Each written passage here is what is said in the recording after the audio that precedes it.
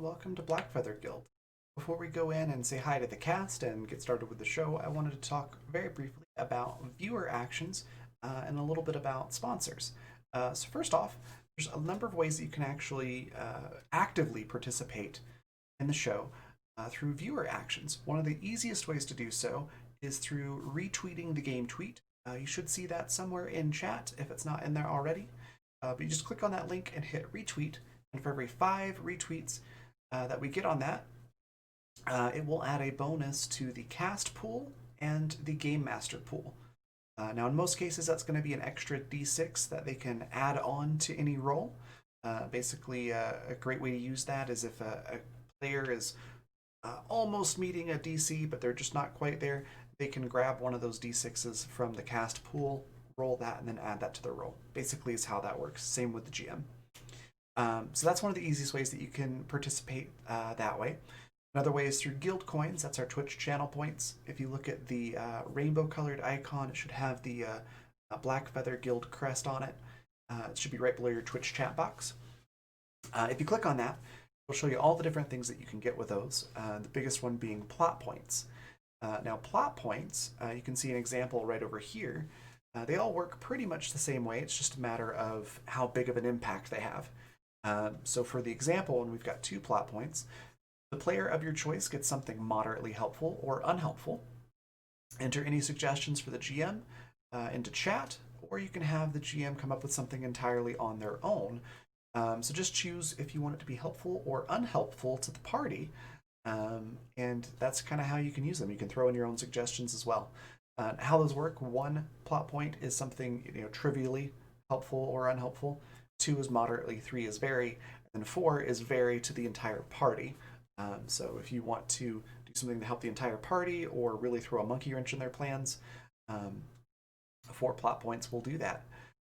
So that's guild coins. And then finally, we've got donations. So if you want to help out with keeping the lights on in the place, so to speak, there's a number of ways that you can financially contribute. One of those being coffee.com/Raven or raven.rocks. You can see both of those examples down there at the bottom. Those are the addresses to do direct donations. You can also do Twitch subscriptions or bits. Those work the same way. And then finally, Patreon. We've got a Patreon, which you should see in chat here any second if it's not there already. And our Bard tier patrons and higher get credits towards viewer actions every month that they can use on any show that they would like. You just have to let us know in chat how you want to spend those, and then we'll hand those out. So some very cool stuff. Before we hop over to see the cast, one last thing to mention is a couple things on this chart here. We've already covered the D6 and the plot points, but the triple crits, what that means is you can gift auto critical successes. And you can, it's triple because you get 3. You can divvy those out however you'd like. You can do 2 to the cast, 1 to the game master, all of them to the game master, however you want to do it. So they work much like the D6s. The cast members just grab that when they're available and they really need them and use them. So it's pretty cool. And then finally, the last one, introduce an ally or enemy NPC. Just give us a brief description of what you want this character to look like, kind of their character concept and a name, and let us know if you want it to be an enemy or an ally to the party, and the GM will basically take that and run with it. So really cool ways that you can participate. Lastly, I just want to take a quick moment to mention our sponsors. If you look at the logos down below, that's who's sponsoring this episode, and we'll talk a little bit about that before we introduce everybody as well on the next scene. So yeah, check all this stuff out, and thank them for supporting us, and thank you for being here and watching. Let's go say hi to the cast.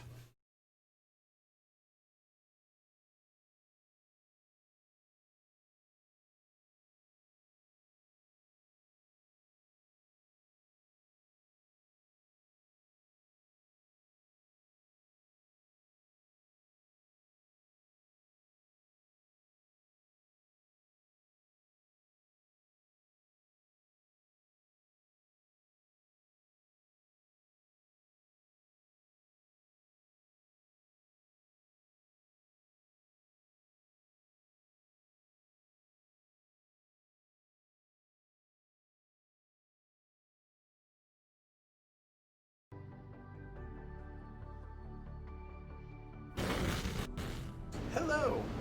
Welcome back. We're back with another episode of Water after a bit of a break there. Um, I'm excited to see what all happens today because there's gonna be some big reveals tonight, and people may or may not die depending on their decisions. So it's gonna be great.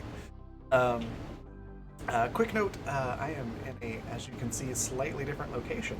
Um, so while they're working on my actual bedroom.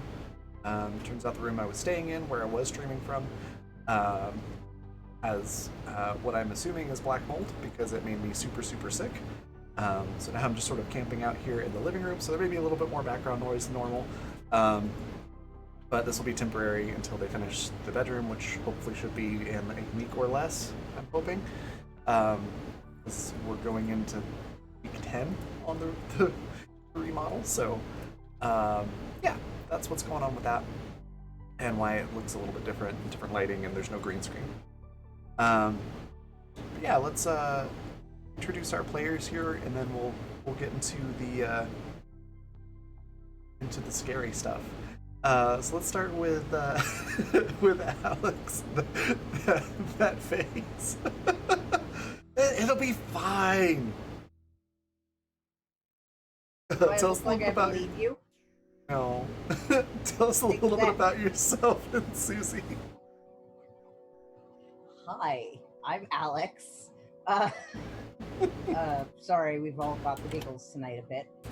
You do. I'm a digital artist. I post around on Twitter, Agent Boss. I'm playing Susie, who can best be described as, you know how horse girls are? Yeah. Yeah, What makes that for Finch? that scans. With a knife. Also, Yep. she's 50. And lost a parent. So yeah, Susie's pretty sure they're never getting off this planet, so she's going to live her best life, which includes taming as many things as she possibly can. That makes sense. Let's see. Next, we would normally have Zan. Unfortunately, Zan couldn't make it today. But Zan normally plays Wilfred, who's sort of a southern preacher of the Jedi way. Not like literally from Star Wars, but like from Earth and the literal Jedi religion that exists in real life. And Wilfred's had some odd things happen to him, including some sort of heads-up display that's been put in his head, and communication with some sort of intelligence on the planet. But he's really the only one that knows about it, and Jay's correct with the cough, cough, cultist, cough, cough. That is the assumption by a lot of the people on the planet right now. But we might learn a little bit more about what's going on there for real this time tonight. Same with Lyle, played by Leopold. Leo's power keeps going out, unfortunately, and so they were not able to make it tonight because of that. They're having some power issues in the general area where he lives. So unfortunately, Lyle won't be joining us for this journey. But Leopold's character Lyle is a barber and one of the only remaining original crew or survivors. And he'll probably be taking care of Quackers, the Bosco brand emotional support duck that they brought along with them from the crash, and working on supplies and things like that. Next, we've got Tactric and Owen. Tell us a little bit about yourself and Owen. Hi, I'm Pat. I'm a Tactric on Twitter and Twitch and places online. And yeah, I play Owen. Owen is a helpful shelf boy, and he does not know a whole lot about what's going on, but his solution is eat as many of the things on this planet before they eat us. It's a good way to not get eaten. That's fair. That's very fair. Next, we've got Jay playing Tamsin. Tell us a little bit about Tamsin and yourself. Well, hello, I'm Jay. You can find me on Twitter and Twitch at AlienJays, and I'm a streamer and a writer and things like that. As for Tamsin, she is a mid-50s astrophysicist who likewise is very convinced they're never getting off this planet. And if they are, it's not going to happen for at least a year. So she's mostly just concerned with the fact that people are doing weird stuff. There's possibly aliens on the planet. And she's reasonably convinced that the 15-year-old is trying to kill her with sharks. That seems fair. Next we've got Ekinor Lax playing Boris. Tell us a little bit about Boris and yourself. Hello, I'm Ekinorlax. I'm playing TTRPG games and sometimes write something about them and sometimes do something with Twitch and Twitter that's not about TTRPG games. Happens. Today I'm playing Boris. Boris is a space engineer without a rocket. And a message from Boris. Always do backups. If we ever had a backup rocket, we'll be halfway home. Fantastic. Well, we left off last session. We had all gone to sleep in the cave on the island where you'd sort of set up shop, with the exception of Tamsin, who was back at the sort of base camp. So that included the cryopod section of the ship that had crashed. Previously included the escape pod, but you all took that, the bioreactor sort of built into it, over to the island for power. So it's really just bridge, as we're calling it, the cryopod section. And I think that's about it as far as major structures. I did build those 4 pods for us to sleep in outside. Oh, that's right. I forgot about that. So there is that as well. And then everybody went to sleep on the island, and the camera panned, and just the audience saw the Boris squid, as Susie has named it. But it's basically it's like a crab, but instead of normal legs and pincers, and of course they're mowing the lawn right now. It's moving away. Instead of legs and pincers, it has octopus tentacles on it. And they're really good at taking everything apart that's not welded down, and then they basically try, usually futilely, to eat whatever it is, in the case of our survivors' equipment and materials and things. So they had just found the one, and this little crab squid thing had gone back to its home on the island. They had let it go. And then after everybody had gone to sleep, we saw it crawling towards their relatively new pontoon boat and an escape pod with that brand spanking new power reactor. Followed by about, I think it was a dozen of his cousins and friends. And that's where we ended the session last time. So what I'd like to do is everyone who's on the island, give me a hearing check to see if anything wakes you up. Good start.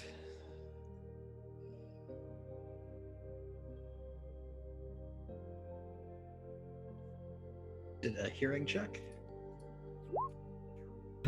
Correct.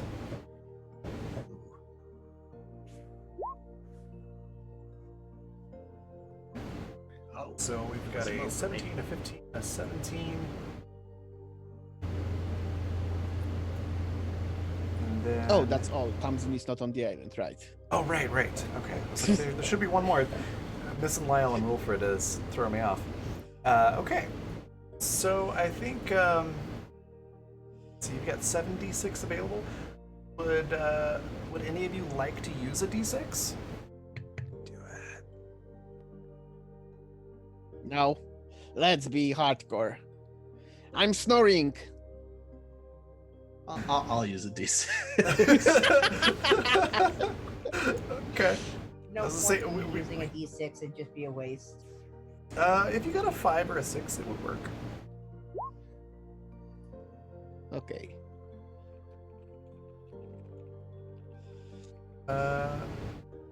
Nice. Okay. So, Owen, you will wake up to hear this. Also, Yeah, if you're still level 4, you should be level, I think, 7 by now. What? Okay.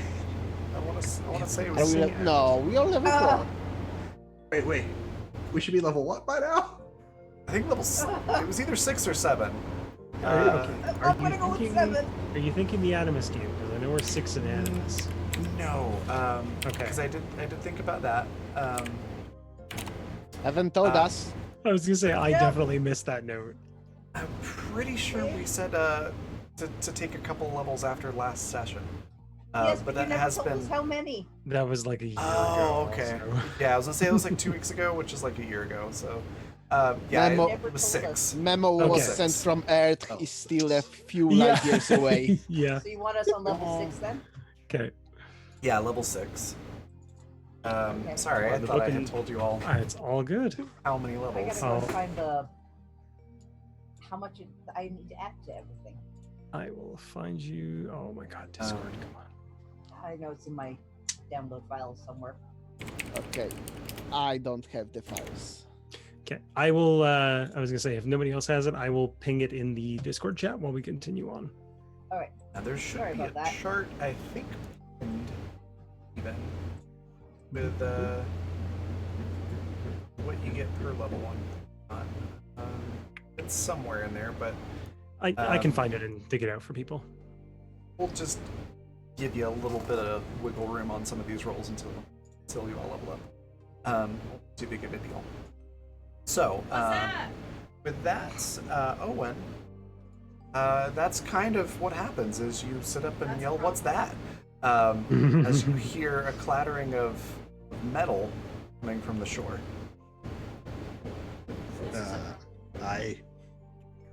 How far away is it from me? It's a pretty big. I mean, it's a decent-sized island, but it's like you could run there pretty quickly. It wouldn't take you more than a couple minutes to reach the boat if you're running. Oh, it's coming from the direction of the boat. Yes, very much so. And so we're all in this room except for Tamsin? Correct. Yeah, Okay. Tamsin's back at the fridge, but everybody else is in this cave, which has been fixed up with some beds, like makeshift beds, and a lean-to to sort of keep the wind out. All right, I'll call everybody wake up. I think we're being robbed. And I'll just go bolting in that direction. I will not wait for people to wake up. Okay. Give me a quick sight roll then.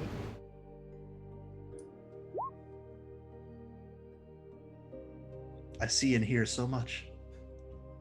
23, nice. Okay. So Definitely. the sight that you're met with is basically like all of the guardrails on the pontoon boat have been just completely dismantled. There's like poles sticking up at awkward angles out of the shallow surf. And there's about a dozen of those crab squid things that are starting to pull up the like floorboards. Oh, the I floor got It's like plates. that. It's like that movie trope where you come back to your car and like the wheels are all gone. Yeah, kind of like that. Like to put it in Star Wars terms, it's like you just find a whole bunch of Jawas just completely taking apart your speeder. Susie! Left field. Susie, get your damn crabs! And I'm gonna grab like if there's a branch Yeah, or yeah, like coconuts or Susie's getting melons, anything I Susie's can getting throw up, or Susie's swat at these grabbing things. basically her feeder stick so she can use it to try and Okay. I am the grabs the equivalent of fuck trying away. to like shoo these things away with a broom or something. Yeah, as I say, with a 23, you have a pretty good perception of what's around you, sight-wise, even though it's the middle of the night. And there are still lots of those beach cactus around, which look more like some sort of Amazonian tree with like stilt-like roots than an actual cactus. But there's a bunch of those fruit that are on it. That are mostly water. You could easily grab some of those and chuck them at the crabs. You could probably uproot one of those trees and use it as a club if you wanted to. They're not that big. It would be awkward, but you could do it. And there's a couple of rocks on the ground. In the course of our experience with these things, have I seen them try to eat people? No, they haven't tried to They're eat. small. Okay. They're Why they're is- about the size of like. So were the leeches. Relax. That's true. They're about the size of like a dinner plate, plus the tentacles coming off. You I'm can gonna pick I'm them gonna up. I'm gonna stay back and I'm just gonna throw cactus fruit at them. Like, go on, Su- go on again. Susie's gonna wade We right don't want into you them here. and just be like, "No, you can't be doing that." And she's like picking them up and stuff. Boris is just standing, arms They're crossed. carrying them a bit of a way, putting them down, going to get another one. They like scuttle right back to the boat as soon as they're put down. I was gonna say, give me a naturalist roll to see how well you're able to handle these. You do hit a couple of them with the fruit, by the way, and they sort of I'm gonna roll a d6 on top of that. they sort of shuffle off into the water, but they're probably so not that's gonna gone. be a 24. A 24. You manage to get these crabs off the boat, and you know, pick them up in your arms. Putting them down is another story. They have become your armor, essentially. They're clinging to your arms and shoulder. Anywhere they can get a hold, they're just clinging on for dear life. Oh, Susie's like, "Well, I got them." You probably managed to get. She's just walking inwards on the island away from the boat at this point, covered in crabs. Yeah, you managed to get about probably 9 or 10 of them. We'll say 10. So there's still 2 that are actively pulling up things on the pontoon boat. What do the rest of you do about that? Okay, I can help with those two.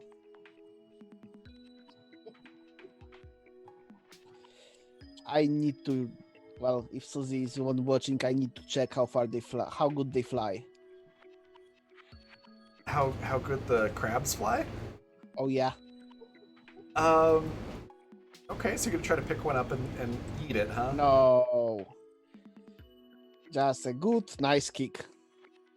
Oh. Give me a melee attack roll.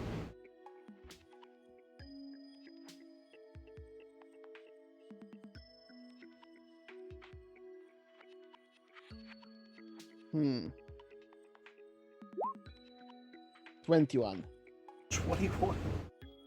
Yeah, you run up and kick this thing, and it doesn't see it coming.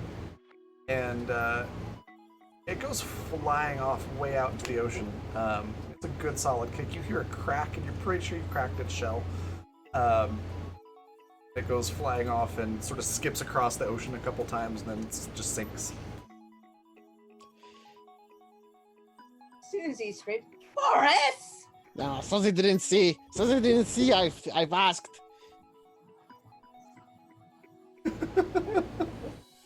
And I say to Owen, you haven't seen a thing.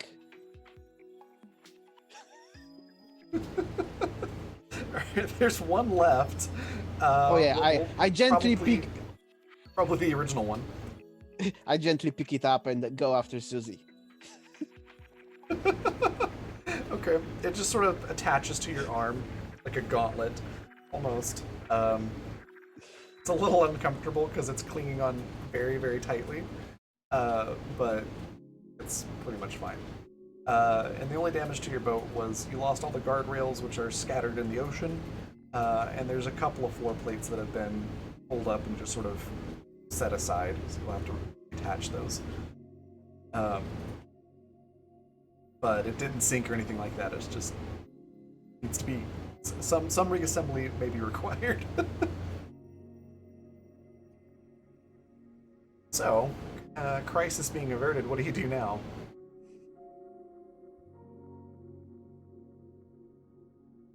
So Susie's going for a walk, basically as far away from the boat as she can get on the island and see where they decide to crawl off at. Something tells me Yes. Boris will easily catch up with her.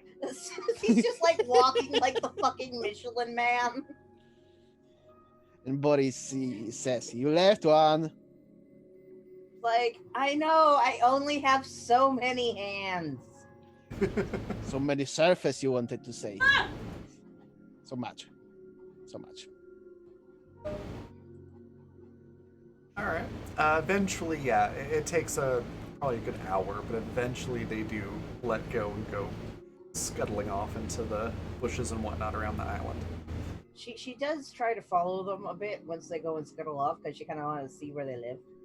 Sure. Give me another naturalist roll.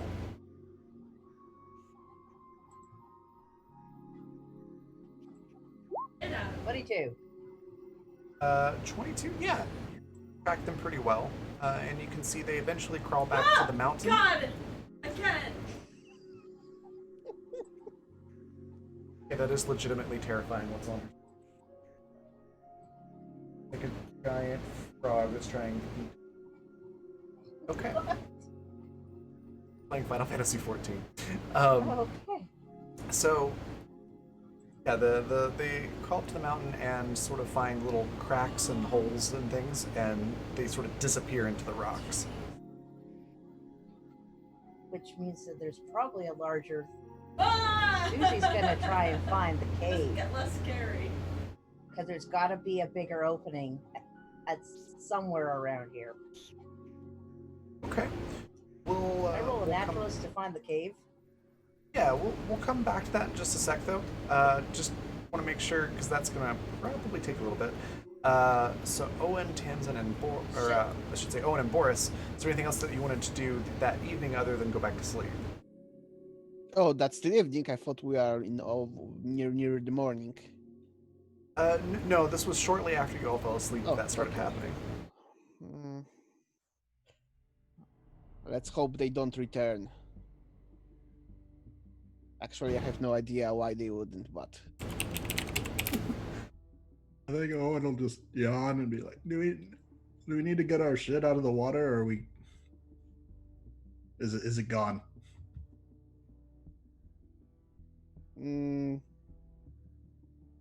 these are metal railings. They should be okay.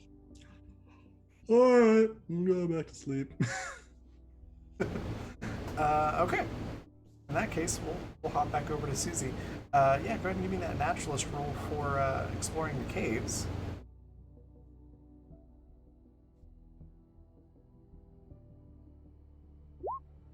Mm-hmm. Okay. Yeah, you Oh, wait. managed to. I rolled a 30. So Boris goes with her, not back to sleep. Sorry, I thought we are all going back to sleep. Oh yeah, no. Susie's been following these things, and she's determined to find this cave now. And Boris She's was going waiting, with you. So yeah. Okay. Okay. Then you both Susie's are able being to. supervised. That's good. You're both able to explore the caves without getting lost, and you don't really find like a nest or anything like that. See some signs of them, like you'll see one sort of scuttle into a little hole here and there when you bring some light up to them, or just when you get too close. But for the most part, they're just I'm pretty empty. sure there's going to be a larger cave entrance. Just given the way that they're on a volcano and stuff, she's trying to find that cave entrance.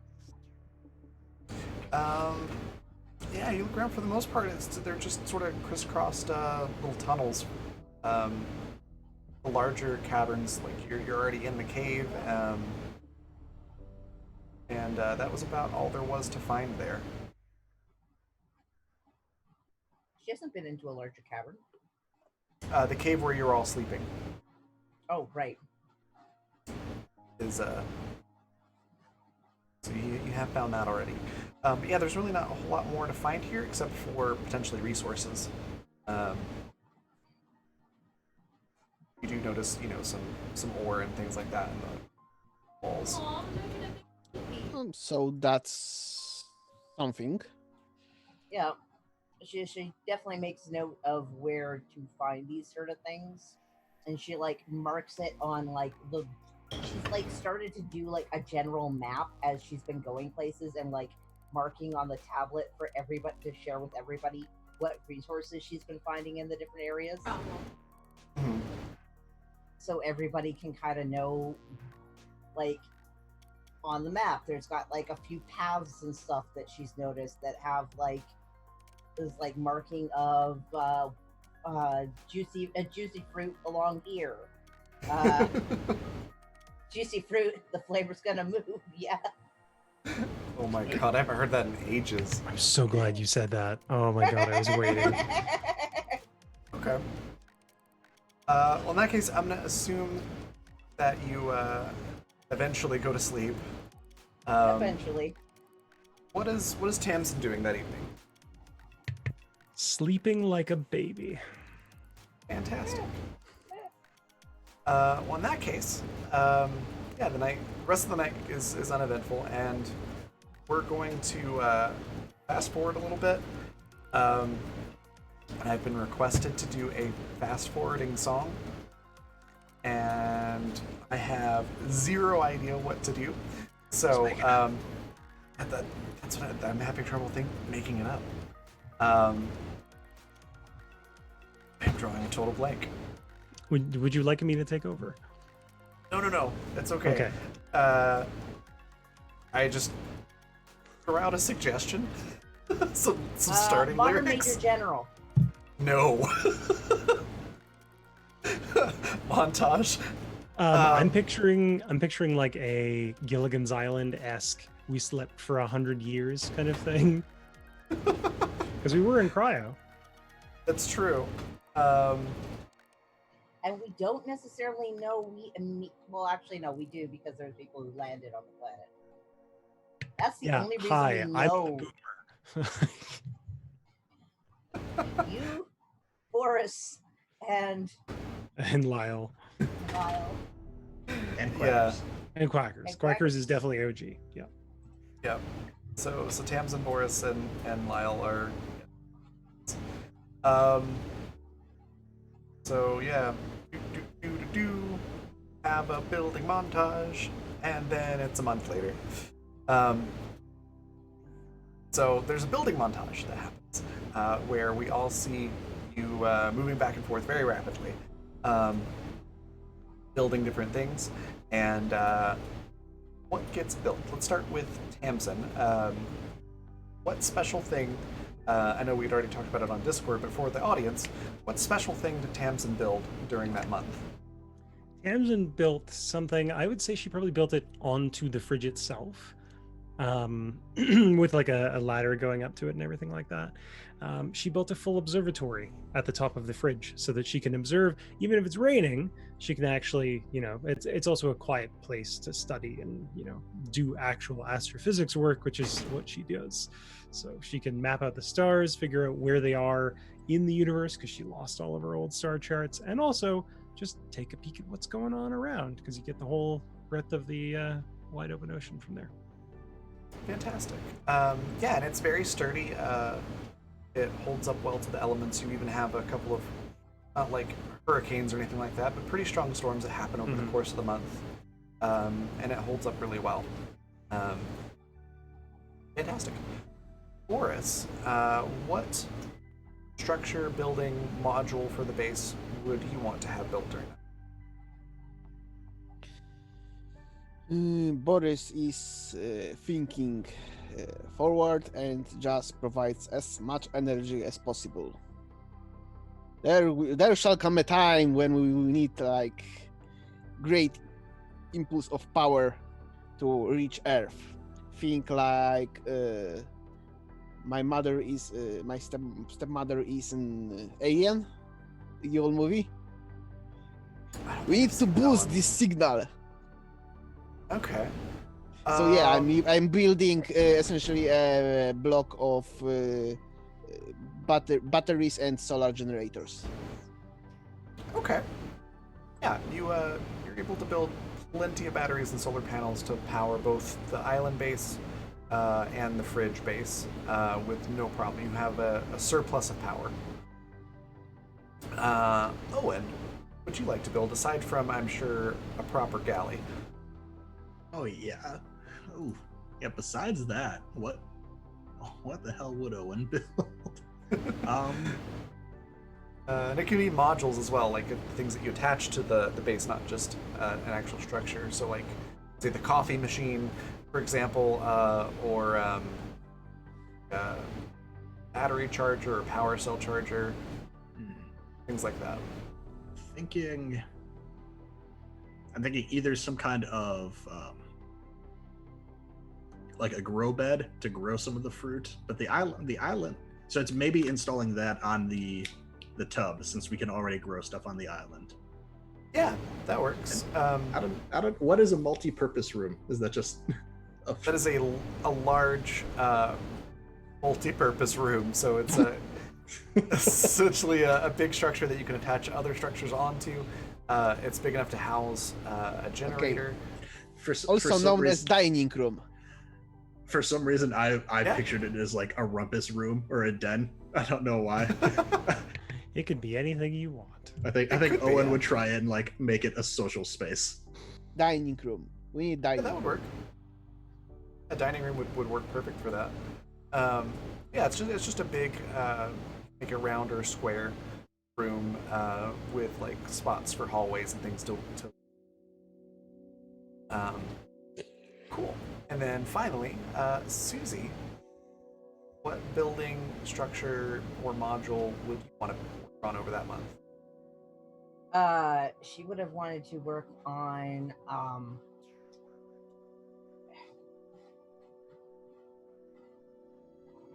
sorry, my brain just drew a blank.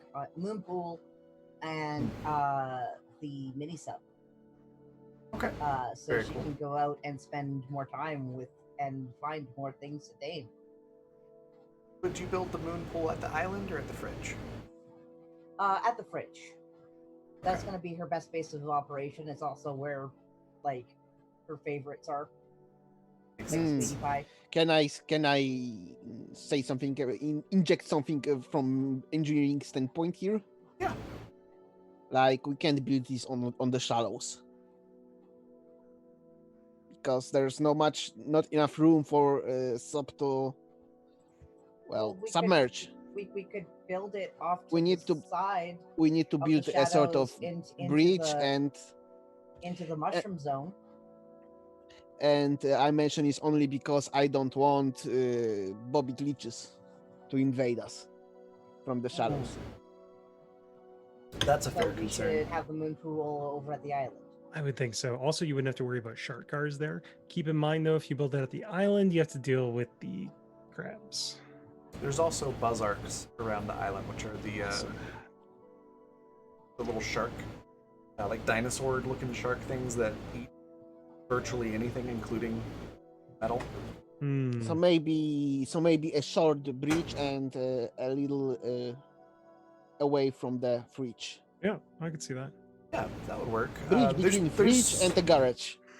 Yeah, there's plenty of spots where it's a little bit deeper in the shallows where you could fit this type of small subs that you'll be using. It wouldn't fit like the giant sub, but that wouldn't fit in the moon pool, so you'd be. Okay, that works. Susie And would prefer then- it in the shallows because it's near the shark bars. Yeah, that makes which sense. She That's a goes and plays with every day. Yes. At Okay. this point, it's playing. It's true. Okay, perfect. And then lastly, let's go around. Tamsin, what piece of equipment or gear would you like to get?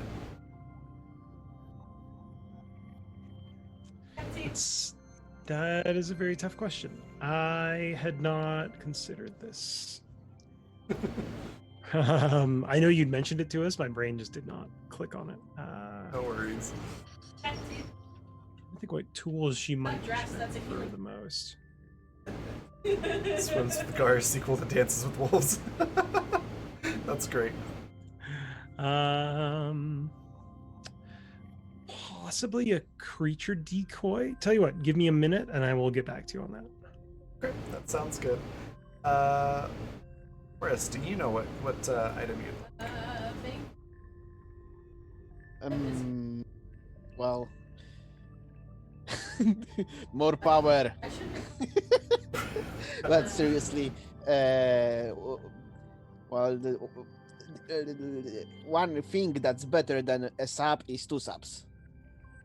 That's true. or Or- a power cell charger. Also true. You are getting 2 subs, by the way. Oh, okay. So Regardless. power cell charger would be a good idea for something stronger than batteries.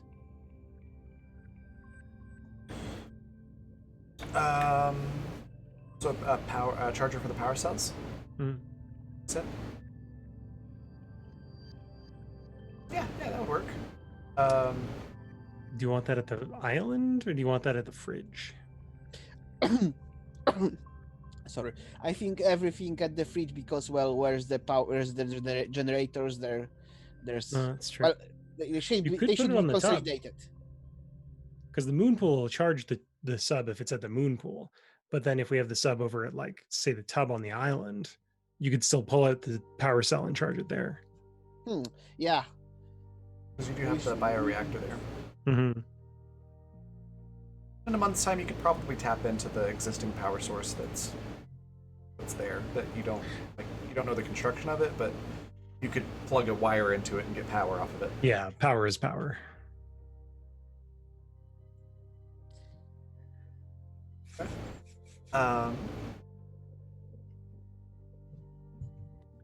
And then Owen, what'd you like? Personal tool, equipment, gear. So I mean, I think it sounds like the galley, like we've been getting by there, and it. Talk to me about self-defense items here. There's not much. No. You can 'Cause get. Currently, I've got a knife. So what's one Yeah, that's- step up from a knife? You could probably like attach the knife to one of those poles and make it a longer range knife. Okay. Oh, Susie would definitely help Owen put together a spearfishing like style stick with knife. Yeah. That Well, would be, I don't think he's looking for it so much to be able to like hunt and fish so much as like if we have to go back in the water, which he does not want to do. He's been in the water, I think, once. Yeah, it's basically a fuck you. It's basically a fuck off knife, fuck off stick. pretty much, yeah. That's about it as far as like blueprints that you have to work from. If you have an idea for something that you could potentially construct, I'm all ears, but yeah, the only Yeah, I things that don't you're know. going to have access to are going to be a knife, or you can make that into a spear. That's a nice spear. Or you all do have a bunch of those gas pods. Probably in a month's time could have figured out how to use those as like a Those were like the toxic-looking bobas, right? yeah, exactly. That's they're a really fist- good way to put that. Yeah, they're like fist-sized bobas of death. How can I weaponize these bobas? Hear me out. Grenade launcher? That's actually kind of what I was thinking. You could make like an Just like a little- underwater. Like a t-shirt cannon. Yeah, I was gonna say potato cannon. That's Oh, that, yeah. same thing. Because you've got compressed air essentially. Mm-hmm. I'm picturing. Do you remember those little toy guns as a kid? Maybe I'm just picturing it that shot the little foam discs. Oh my god, Maybe yeah. something like that, but you just Yeah. drop a little pod in the top. Yeah, something like that. You could construct that probably with one of the O2 tanks and some piping to launch those. And with the help of one of my smart friends. Yeah. Yes. Possibly too. And I imagine somebody figured this out, possibly even through first-hand experience. It's like a neurotoxin type thing. It's not lethal, but it will pretty much paralyze you for a solid 5 to 10 minutes. Longer if it's ingested. I like how you use the words neurotoxin and first-hand experience in the same sentence. Mm-hmm. Very comfortable. I am sure somebody at some point accidentally broke one and just was just like lying there unable to move for 5 minutes. The chef will remember the clause you just made about ingesting it. Yeah. Knowing Yeah. knowing it was probably Susie. Probably. Yeah. Probably. And possibly one of the shark cars. Ingesting it is also not Susie and, lethal, Susie and the shark are but the just effects like, are a lot worse and last a lot longer. You may find yourself like unable to move and wetting yourself. Mm, That's delightful. cool. I don't just have a collection of these things and then that numbing leech mucus still. I don't just have these weird bioweapons. Not at all. See, I'm suddenly very concerned about Owen. Mm. I'm more concerned for us. Now, is it things that we have blueprints for or don't have blueprints for that we're allowed to pick from? You can get new things if you don't have blueprints for them, Okay. with a few exceptions. Because what I'm thinking personally is a stasis rifle, and hear me out. The reasoning being, Tamsin would need something to stasis the shark gars when she goes out into the water. Gotcha. The stasis rifle you're not able to get yet. Okay. Might be able to by the end of the session though. Okay. But you kind of have like a an analog version of that with these gas pods. But they're not reusable. True. In that case, I would probably go for the creature decoy if we can get that. Yeah. And then last but not least, Susie, what piece of equipment or item do you want to get?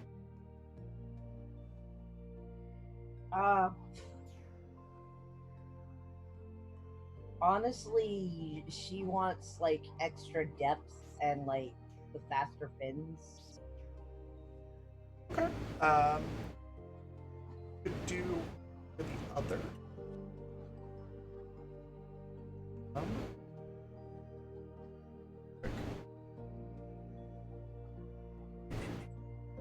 I would go Like for more depth, like as in Yeah. like larger air tanks. Yeah, so right now you've got a standard air tank which gives you 8 actions at 100 meters or less. Yep. Could go for the ultra high capacity tank, which would 20 actions at 100 meters or less, 16 at 100 to 200 meters, and then 8 at over 200. Okay. You Yeah, currently have definitely go- regular flippers, which gives you 20 meters, or 20.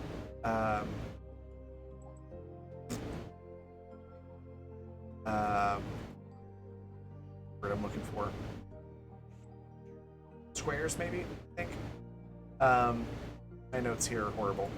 But it makes it a lot easier to pass swim checks. The advanced flippers make it even more easy. Can I have both? I'm really only doing like one piece of equipment per person.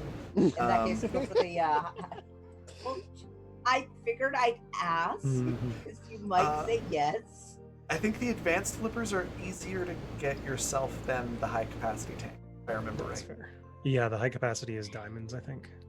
Yeah, And you've I think I'll found go for several. the high capacity tank for now Okay. because that's honestly the more important thing. If you have the air to breathe, you can still keep moving. It's true. It's very true. Okay, cool. And then Tamsin, did we get you an item? Creature decoy. Mhm. Decoy, that's right. Okay. Fantastic. So it's been a month.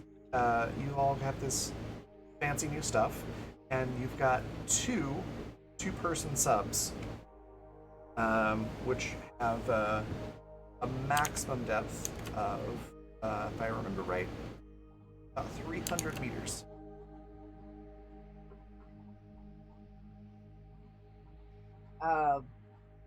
Susie has altered her suit using like the fabricator and whatnot. To give herself very similar color patterns to the shirt guards. Okay. With that, you can make a naturalist check if you're around them to try to blend in, essentially. Sweet. You could also just do blend in as well, but the naturalist will give you better results much better. I have a better naturalist role. And Boris started to call you Suzigar. Meeple. Forbidden heart. gushers. My heart. All right, and Wilfred has built up the island into the word I'm looking for. It's like a little village with lots of gardens and little huts and things like that. And I imagine is probably very adamant about the whole Jedi way religion stuff with it. So he built the academy. Kinda, yeah. But it's and Zan can correct this next week if this is inaccurate. But I have a feeling it's probably very culty feeling over there. But you have plenty of food. You basically don't have to worry about food anymore if you're on the island or at the fridge. As much melons, root vegetables, mushrooms, and water as you could need. With that, Wilfred mentions having a strong feeling about some sort of structure beneath the water, right at about 300 meters down, a little ways away from the island. Subs, it'd probably take you about 15 minutes to get where he's directing you. It's like I'm pretty sure it's about 300 meters down. That's the advice that he gives you. And every time over the last month that he said, I think there's something here, I think there's something there, it's always been accurate. This weird alienness. So how many people go into one sap? Or they only one person only? So the two subs that you have can fit two people without issue. You could probably cram a third person in there, but you'd need to resurface for air every so often, and it would go slower. So 4 people if you take 2 boats. Or Boris and Susie could have a lot of extra leg room when they. Why won't you go swimming with us? Because that's in the water. We've It's dry survived a month inside. out of the water. It's dry inside unless something goes wrong. Mm-hmm. Have we seen any of those crabs lately? The crabs seem to have left you alone for the most part. I imagine Boris has probably welded a lot of the stuff that's Yeah. able to be dismantled, so They're biding their time. if you've reached a stalemate. Susie's also been like building puzzles and like leaving them for them like near their holes and stuff. It's amazing. She's basically been making you know those like pieces of metal you have to figure out how to get them apart. She's been like leaving those for them. Okay. So you're challenging their brains and giving them complex puzzles, allowing them to get more intelligent. Yes. Boris just waits until they build puzzle for Susie. They're learning. Susie's gonna be so you don't understand. If they did that, Yeah. Susie's life will like be complete. Unfortunately, that's wishful thinking. I'm torn. Unfortunately.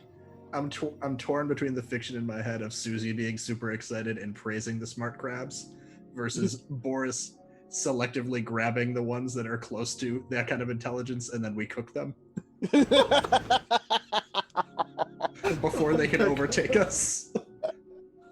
My gosh, it's like having a pet rabbit as a kid and then finding out your parents cooked it. No. They are going to mysteriously disappear. Is this Are bringing they- back memories for you? Are these pets or are they an army? No. Not for me personally, but I've heard stories like that from people. I was gonna say, except that these things are a lot smarter than rabbits. Okay, that's interesting. The GM will remember this. Do you all eventually find yourself going to where Wilfred has suggested checking out, or Yes. are you feeling kind of wary of it? Yep, Unfortunately, it's usually worth going there. yeah, like it's you like said. as weird as it is, and as much as she doesn't trust him, they find useful shit at his feelings. I will say any missing blueprints that you needed were probably from Wilfred going, I think there's something right here. Yeah. Exactly. So, Exactly. So it's like she doesn't trust him still, but she's reluctantly using his admittedly usefulness now. Boris is straightforward, and he doesn't even hide this. Like he just straight tells these are hints from aliens. Oh yeah, But that's Boris what doesn't Susie, care. that's also what Susie's saying. It's like, yeah, they your aliens sell you. As long as hints are good, we are going there. So Tamsin, are we going underwater for this? Hell no. You But kidding me? Tamsin, there might I'm be s- something cool. You know what else is really cool? The stars. You know what else is cool aside from that? Breathing. I like breathing a lot. Well, that's why we have the subs. But you know what's really cool? Like 4th degree, water in the depths. that's true. It is very cold. Yeah, it's like, and Susie just like looks at Boris in absolute horror at that dad joke. Boris, The tips from aliens are good until they're not. It's great. I am not getting in that sub. Oh, I know. Oddly, Just Tamsin, messing with as you. you say that, the exact moment you finish saying that, Mm-hmm. there's a loud rip of thunder that just echoes through the air, almost like an omen. But aside from that, nothing. There's no follow-up to that at the moment. That's fine. Okay. I'll be up Uh, here. Give me a shout if you need anything. And if you find something horrible, I'm just gonna say I told you so. I will say too that you're Always able say to, you told us so, even if you told us nothing. That's the probably would have been able to get the radio transmitter working at the fridge to be able to communicate long range. You'll probably be at the very edge of communication range with the group. Oh, I'd be on the island. Like Okay. I'd come back and forth every now and then. Gotcha. Still, even from the island, like it'll be at the edge of communications range, but you should still be able to communicate for quite a while until they get super deep. Then it might get kind of spotty. Oh my god, Meeple. No. I'm pretty sure Tamsin would be livid and murder everyone. Yeah, I would catastrophically fail the sub just to prove a point. All right. Owen, are you going? So he felt like he had to until he found out that Tamsin could say no.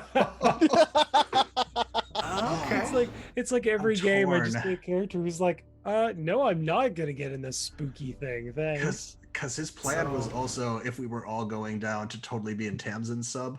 Because of the people here, he trusts Tamsin to bail and survive. Opposed to I mean, that's fair. Thanks so much, Hildian, for that $10 donation Oh, lovely. for 3 plot points, and a D6. We can split it up that way. And the caption with it was whatever helps the awesome water master the most. So I'll take that D6 and something that's very unhelpful for the crew. Mm, What it in I like making that my that translates to that. in deciding whether or not to go, does Wilfred say it'll be safe? Wilfred says something very like not 20d6, 10d6. There we go. As much as I would love 20d6. He says something very cryptic and vague. In true Jedi fashion. about how the danger is not external, but the danger is within, and you must face your fears and things like that. It's something telling that's me the sub is incredibly evil? it's something that's incredibly unhelpful, but it sounds very deep. No pun intended. I guess final question before I keep stalling. Do we all know how to pilot the submarines? Yes, they're very, very easy to use. Okay, perfect. It's like basic airplane controls. You push down on the steering thing and it goes down. You pull up and it goes up. Left it goes left. Right it goes right. It's actually easier than an airplane. I think Owen will go if he can have a sub to himself. Because he doesn't trust Susie and Boris to bail if things get dangerous, and he wants it out. Okay. I see, Hilda, and so it's gonna be pitting the Dominators against each other now. Just check the prompt. Final question before I kick your dog. Do we all have a good time in this? That closed caption is going wild today. It's been interesting this week for sure. It's quite picking me up. For some reason. Diagonally activities going on. Sweet. I don't think it's picking up my voice for some reason. Okay. Oh no, there it goes. I don't know. Streamlabs is it runs through Streamlabs and it puts it into the captioner. Gotcha. And Streamlabs has been having all sorts of issues. I think it's that. That's fair. Anyways, That's how yes. Skynet was born. yes. Anyways, and you absolutely can have your own sub to yourself if you would like. So that would put Boris and Susie in the other one, unless there are any objections. Okay. As you head over the spot that Wilfred pointed out, probably noting about halfway there that Wilfred is decidedly not in either of these subs.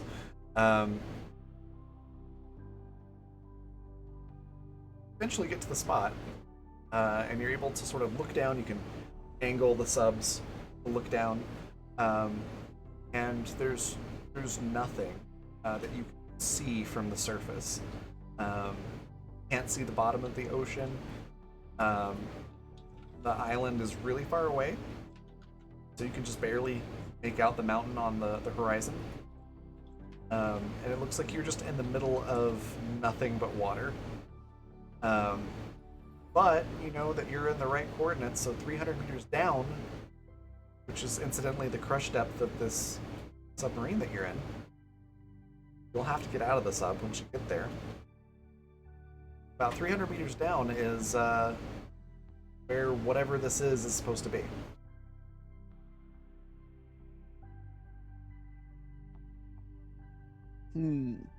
Susie points them down and starts heading down. All right. They have all like 10% at least safety limit. Yeah. And then you round to strikest 50, so 350. You're not wrong. It probably can be fine at 300, but it will start to have issues for sure. Yeah. So she's gonna head down to about 280 and then stop and like look around with the lights and see what she can see then. Okay. As you get to about 280, flick the lights on. And right before you see what's there, we're going to hop back over to Tamsin for a second. So Tamsin, you're on the radio, I assume. You're in communication. You're hearing what's going on, probably picking up on the apprehension in everyone's voices as they're getting deeper and deeper, and they're still not seeing anything. It's just getting darker, darker. And that's when you hear more thunder. More and more thunder happening. And feel like the walls of the fridge start to rattle a little bit. The wind's picking up. Sorry, just so I'm clear, are we diving off of where the fridge is, or are we diving from where the island is? Or I'm sorry, you said you were on the island. Yeah, just so I know where I am. Okay. Yeah, you're right. So if you're in that case, still hear all that stuff. But if like you're in the shack on the top, you Yep. hear just like wind batting against those walls. The walls are not shaking if you're in that Okay. structure. And yeah, Thunderstruck begins playing over the radio. That's a good one, Patrick. But yeah, you definitely know that there's a big storm that's coming in fast. Okay. I will alert the crew just in case somehow the waves get turbulent 300 meters below the surface, or in case they can't reach us. Okay. You're just kind You're of able. heads up. There is a storm coming, so if you can't reach us at some point, that's probably why. Or Wilfred finally went crazy. And right as you finish that sentence, there is a loud bang and a crash that's heard over the radio as lightning hits the structure. Tamsin, you're fine. Just dissipates and goes right into the ground. But Susie and Boris and Owen, you hear that loud crash and boom and then static right as the lights pass over a structure that looks somewhat familiar in construction. It is something massive, and you can tell immediately that you're only looking at the very tip of it. But it's that same black, unknown metal construction with weird sort of texturized patterns on the outside of it. And as the lights pan over more, notice that there's something like a moon pool. There's an entrance that you can get into this. So I guess the aliens were having some kind of Atlantis situation. Ruins of sunken ruins of their ancient civilization. Well, they found the city of Crablantis. Wow. Good one.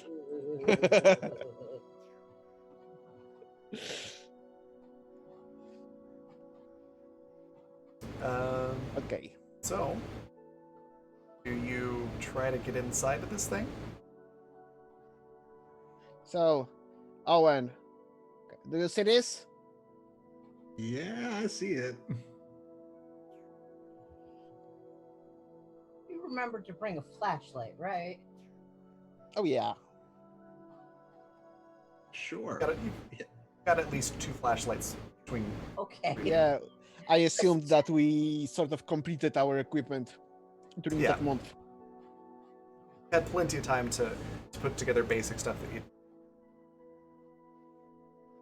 I'm gonna go in there. Hey, Owen. Yes. You mind staying out here and making sure like nothing comes in after us? Oh, I absolutely do not mind staying out here. That's what I thought you'd say. Okay. So let's not scratch the paint. Try to get in like as close as we can because we're at 280 right now without going past 300. Yeah. As you get deeper, look at the little depth counter, and it's getting 295, 297, 299, 300. You start hearing some creaking noises and pops. Like, okay, a little bit higher up, like a foot up. Yeah, it's not like capsizing or crushing or anything, but you can tell that the pressure is starting to put more tension and starting to affect the metal. If you'd like an education check to know if that is safe or not.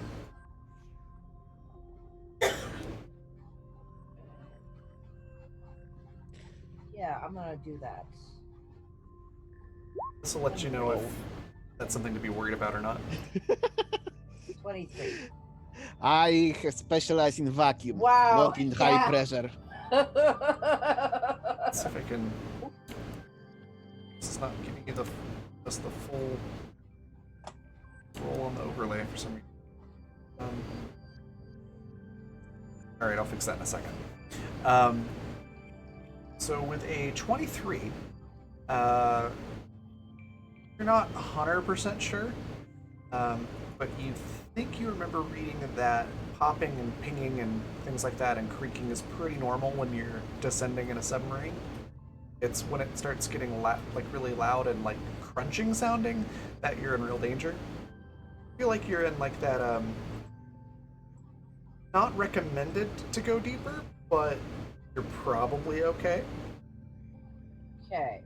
So I'm not gonna go deeper than the 300, but definitely kind of getting in as close to the entrance of this building as I can get before having to get out.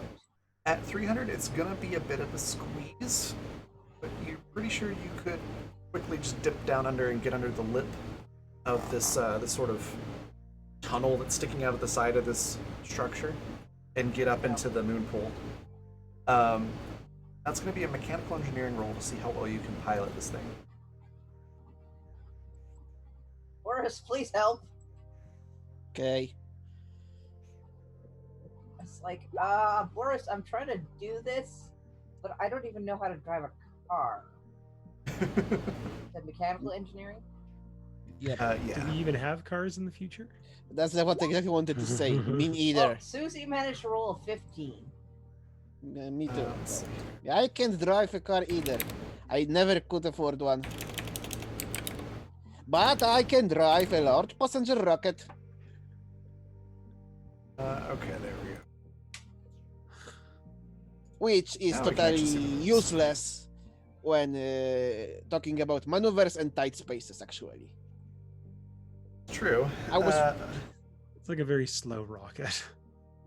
It's a 15. You both got 15? Yes. So,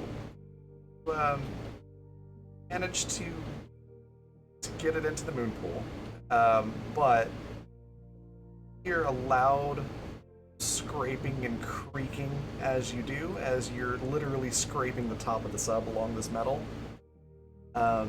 And shortly after that, you hear static coming from your radio, and only static. Boris, you probably immediately know we just sheared off the radio antenna. No, that's metal buildings. That's Faraday's cage situation. We're good. Owen, you're watching this happening. You're hearing them talking back and forth, and probably a little like, no, you gotta give it more of this or that. Maybe a little bit of bickering, who knows. You hear communication, and then suddenly it's just static. And you notice like some pieces of metal sort of floating, suspended in the water before they start slowly sinking. And right about the time that you're looking at that, yes, yes, Can Alex. we still use our tablets? I mean, you can, but it's not gonna get through. Is there not a Wi-Fi hotspot down here? There's not. If everybody were inside the structure, the tablets would probably work, but you're not able to get through the metal of the structure to the other sub at the moment. But that's honestly the least of your concerns right now, because Owen, as you're watching those little bits of metal sink, that's when you hear very close by the sound of 3 plot points coming to haunt you in the form of a Kraken Viper.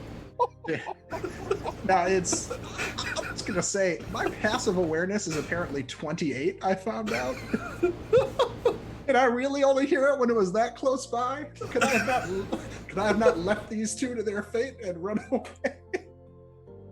No, that's fine. Well, it's fine. it's not like in your face, but you do hear the noise. It's close by, not close enough to grab you immediately. Hear it, and then just at the edge of your light, the lights on your sub, you see that giant, tube of a torso, this giant eel-looking thing just move at the edge of your lights. Oh, my lights are off. Oh, My lights go off.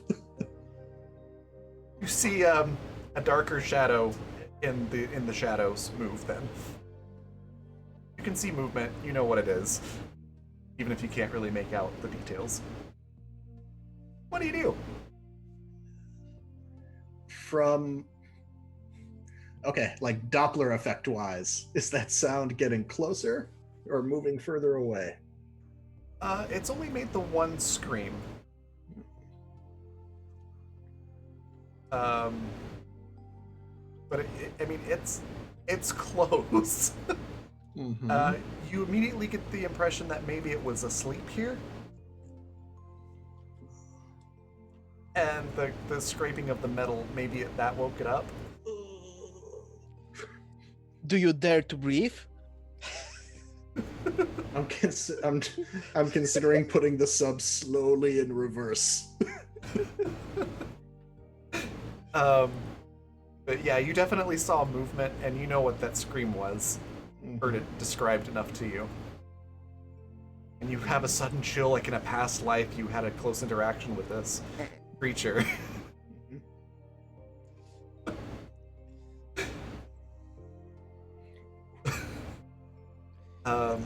What do you do? Okay.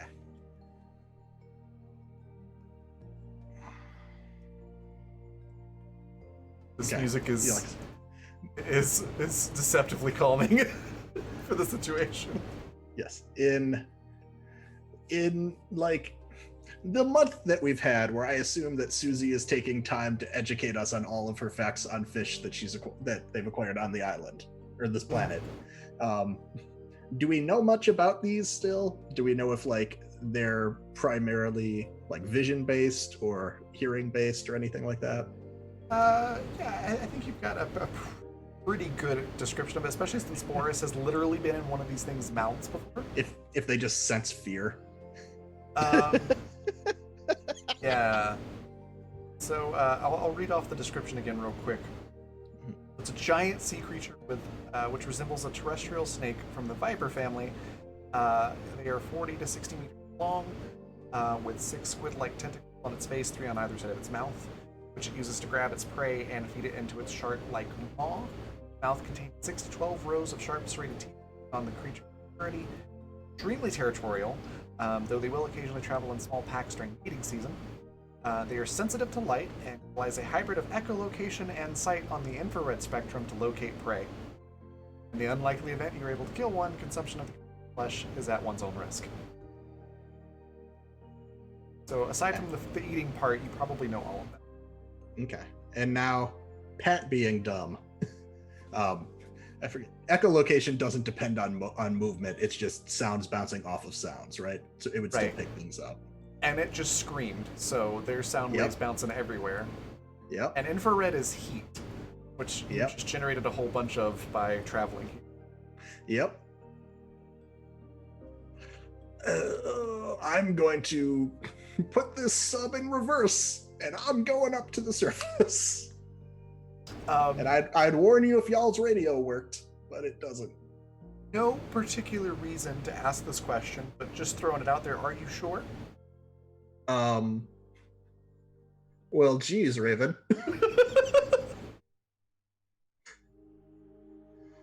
Oh. I'm not saying it's instant death if you try to escape, by any means. Like, that's not like a veiled threat. It literally is not That- guaranteed.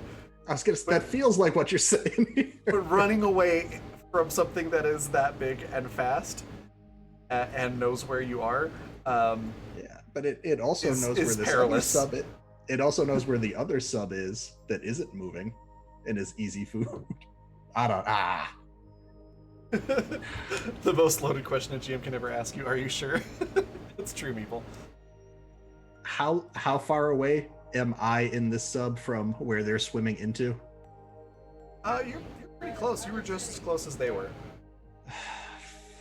Sure, Raven. I get out of the sub and get stranded underwater. That's Why are you getting out of the sub? well, is it? I thought you said that they had to get out of the sub to get into this place. No. Am I misunderstanding? Okay, So- I misunderstood. Let me explain it again. So I there's thought like that they a had to exit the sub. there's like this hallway that's going off of the structure, Okay. and it's a moon pool. So the water kind of goes up into it a little bit, and then there's air there. So they basically got the sub into the moon pool. They just scraped a little too close. But they're in the moon pool, which would probably be difficult for the Kraken Viper to grab them through. Got it. There was a fundamental misunderstanding here. Yeah, no worries. On my That's end like- entirely. That's what's like, I'm pretty sure I did not explain this well enough if you're getting out of the sub. That's okay. Yeah. Yeah, I guess I nudge. No, I don't nudge. I floor it forward. Okay. Mechanical engineering roll. Oh, I'm so good at this. That's a 13. Like to use 6. Sure. Can't see me, but I am nodding. Okay. 19. Fantastic. Alright.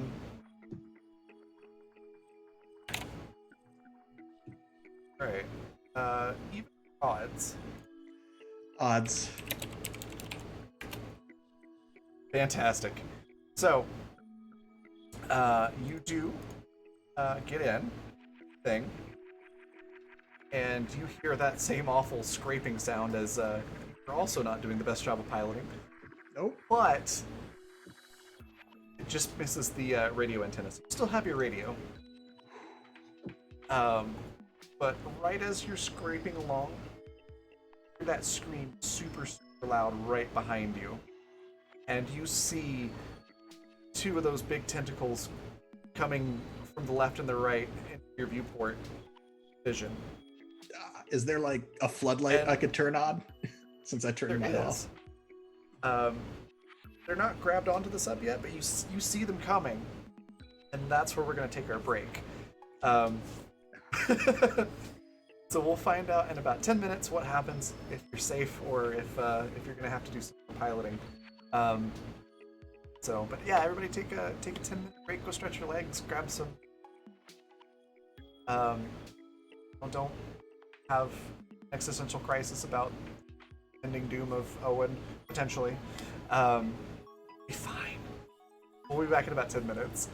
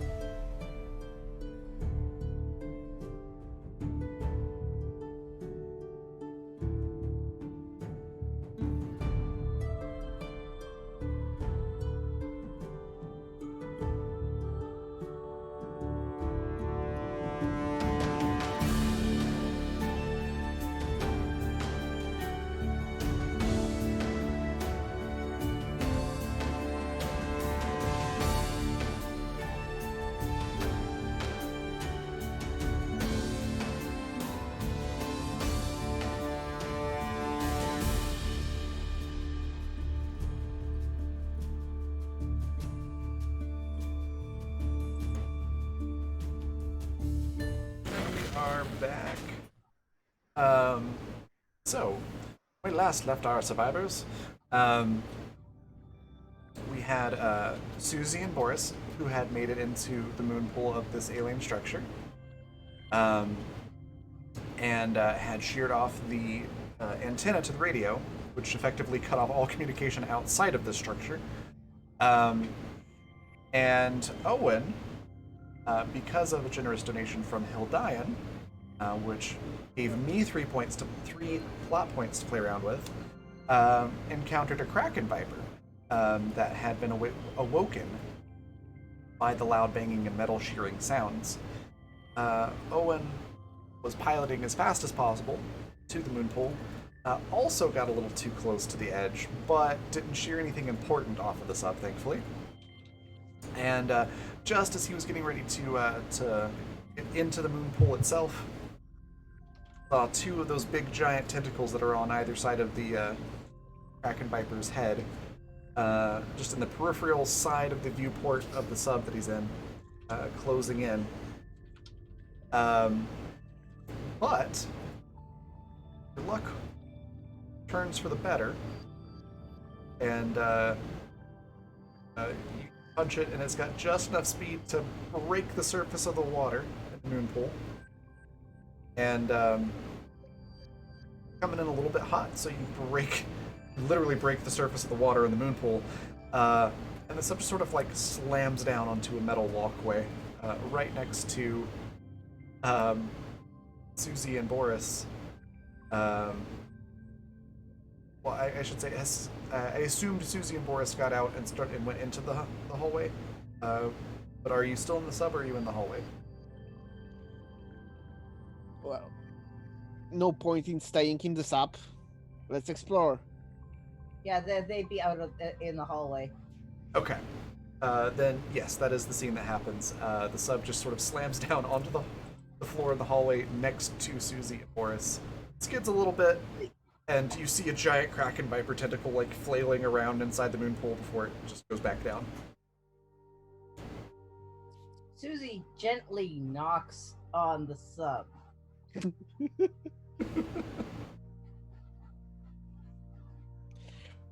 One is trying to like.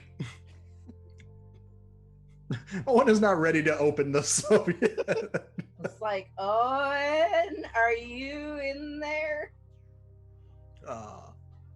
Yeah, it's. Boris is scratching the sap with knife. Can I still communicate with Tamsin? Can she still be reached? Yeah. And now that you're in here, you can also communicate with Boris and Susie. That's what are we doing? Yes. I'm just speaking through the Tap, wrist tap, things. tap, at this- tap, tap. Owen. Tamsin. There's a Kraken thing. The big thing. It's down here. I might just be living here now. Tap, tap, tap, tap, tap. Come again. There's a what? The big thing that you all said ate like half of your friends. Oh my God. Tap, Okay. Tap, tap, tap. Get somewhere safe. Do not engage. Yeah. Are Boris and Susie okay? I think they're tapping on my sub. I'm not. Okay, make sure that it's them tapping on the sub. Boris is tapping some music that's like popular song in this place Yeah. and age. It's the Oscar Mayer Wiener song. Oh my God. I just thought I would let you know because this might just be here now. It's, I don't know that I'll be blame you. leaving. I don't blame you. This is that kind of thing is what killed Susie's parent, as well as some other people. So please be careful. That I'm so glad. Some other people we definitely remember the name of. Yes, definitely some other people.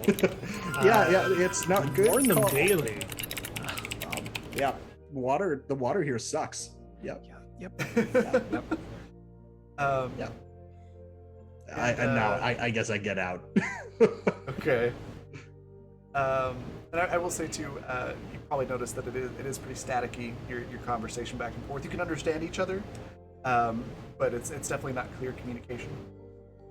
So there's static and white noise pauses, but you can understand what the other's saying.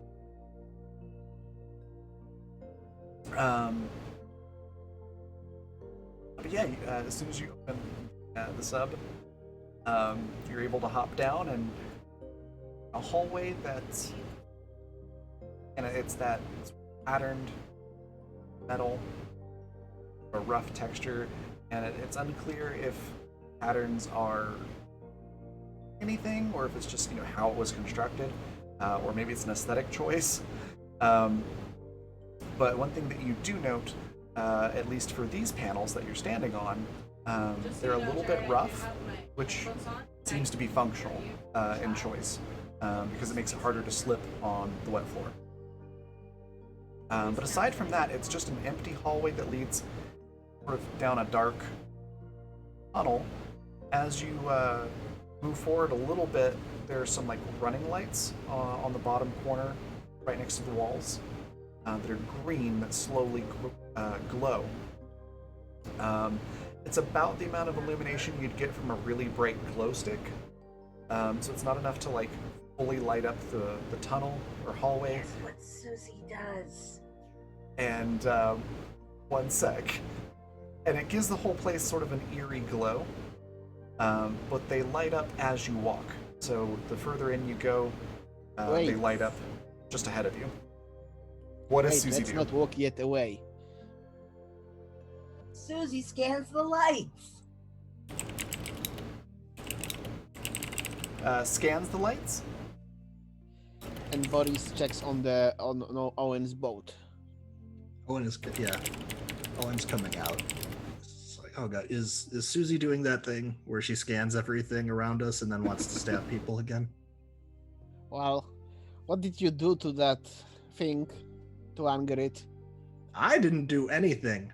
I wasn't the one crashing my submarine into everything, knocking pieces off, making a bunch of noise.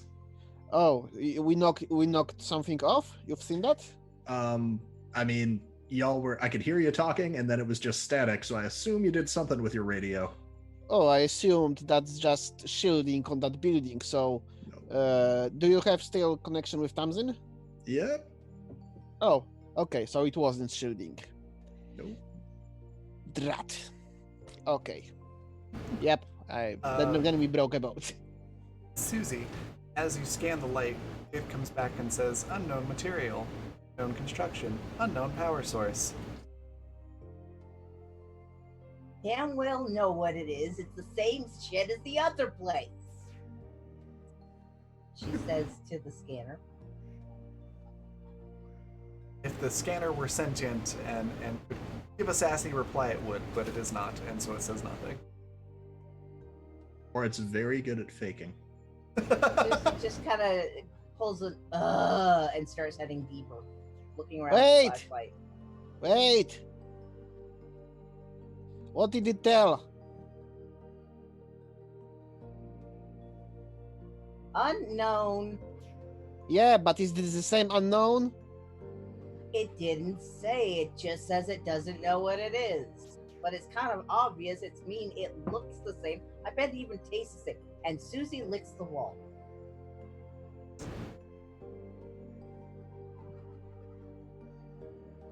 Huh.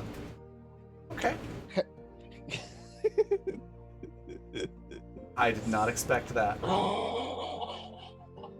There's a thing you're going to have to roll.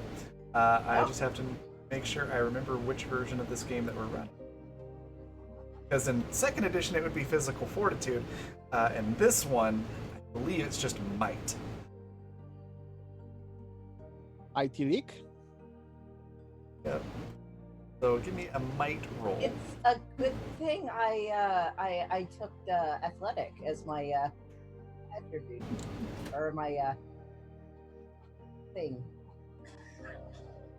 That is good. 27. 27. Nice.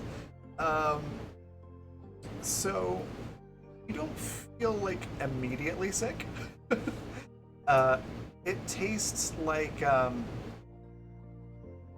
to describe what this tastes like.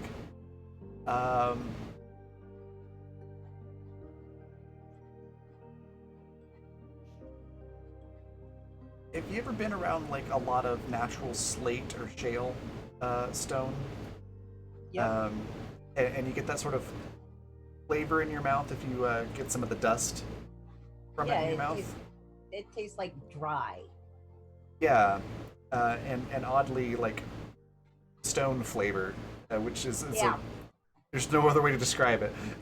That's kind of what this tastes like. It's like that, but it feels cold like metal, but it tastes like that sort of stone flavor. She like makes a face like, see, it tastes like rocks. And Most rocks Feel- do. feel slightly queasy for a second, but then you quickly recover. Roast rocks. Someone who looks rocks on the regular can confirm. Goodness. Yeah. If you would like, you can see if the scanner can compare the two samples. You just have to do a little bit of button pushing on it. Want to do a Great. tech engineering roll? Okay, let's see if I have any of that.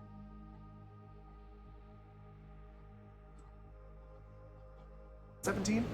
So yeah, you have it sort of compared to its history, and there isn't a lot of those scans still stored. It's sort of like a almost like RAM. So as you scan more things, it sort of writes over the oldest record in it. But there's still one or two records, and it says there's like an 82% chance of a match. There, see? Close. Zish. Close-ish.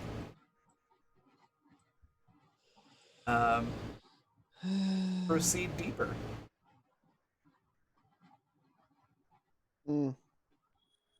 Susie like Oh. looks to Owen and just like, are you gonna come with us or are you just gonna wait here? Owen pulls out his bubble gun and is just walking past you licking shit at this point.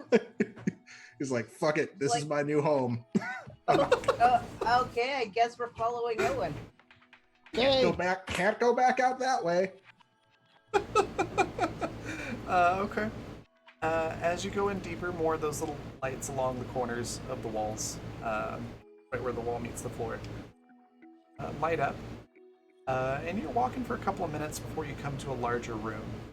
And it's all really dark. Can you, before we go further, a second, one question. Mhm. Can we somehow use the sub as a relay transmitter between our PDAs and Yes. Tamsin? They're basically already set up to work that way. Okay. So you're not sure at what point it'll cut off between you and the sub, but the submarine and the radio where Tamsin is has a stable link, albeit a little staticky. Okay, so I will report to Tamsin that we live in some weird alien building. Tamsin's gonna give Wilfred a look. And she's not gonna say anything to him, but she's gonna give him one of those looks of like, we talked. Like, we talked about this. Can't just send them willy-nilly to alien bases. I think Wilfred will give some sort of convincing response that they didn't know exactly what it was. Of course. And they say that they need to go meditate on this new information. Mm-hmm. Okay. They So while will, he's meditating, They'll go off on their own. okay.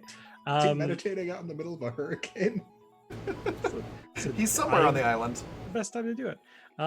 So I will ask Boris, like, can you just make sure you take some scans and send them back whenever you can? I know the signal's really spotty. You've heard Boris snicker. Yes, I make sure Susie scans everything.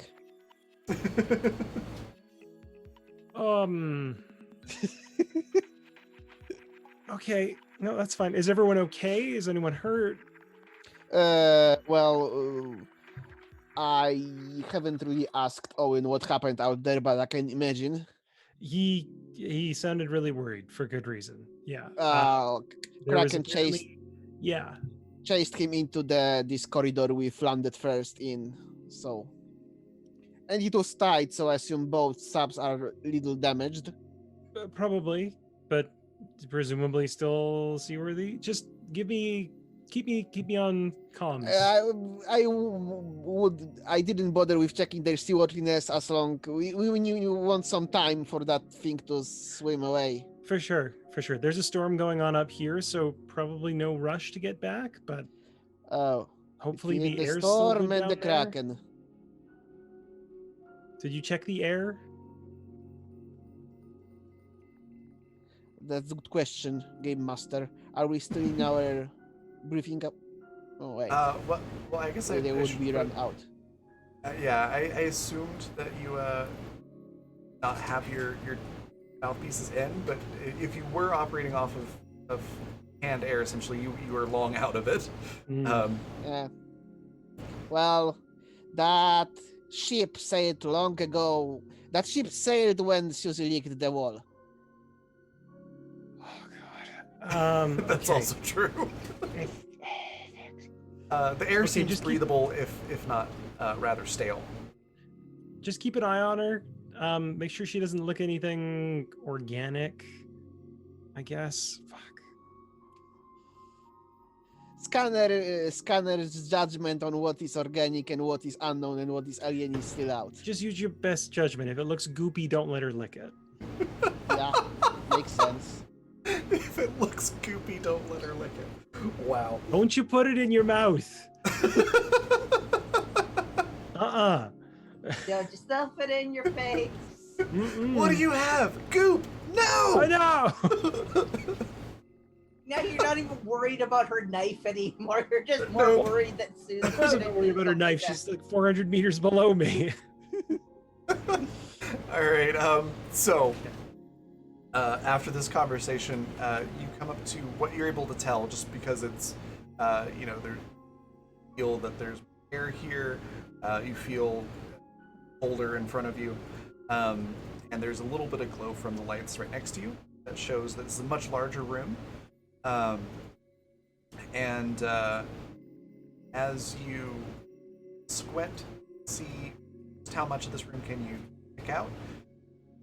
You see what looks like a pair of green glowing eyes way on the other side of the room, and then they disappear with a couple of metallic click, click, click sounds.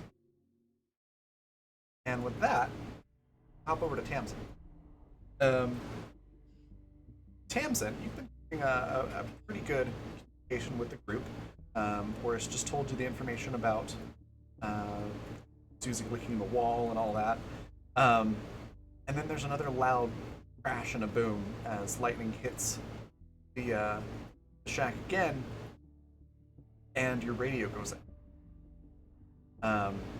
However, as the radio goes out, notice arcs of electricity. It looks like when R2-D2 gets shocked with electricity in Star Wars, that sort of thing.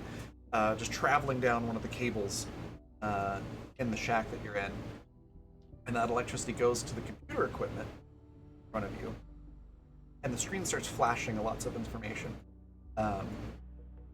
Weird aliens-looking gibberish initially, but after power seems to calm back down,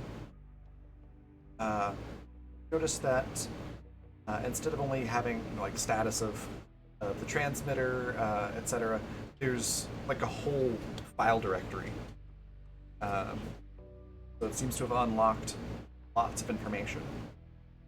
One of the ones that probably catches your eye first, because it's all surprisingly translated as well, is the planetary power dampener. It's one of the folders. Would you like to investigate? Double click, please.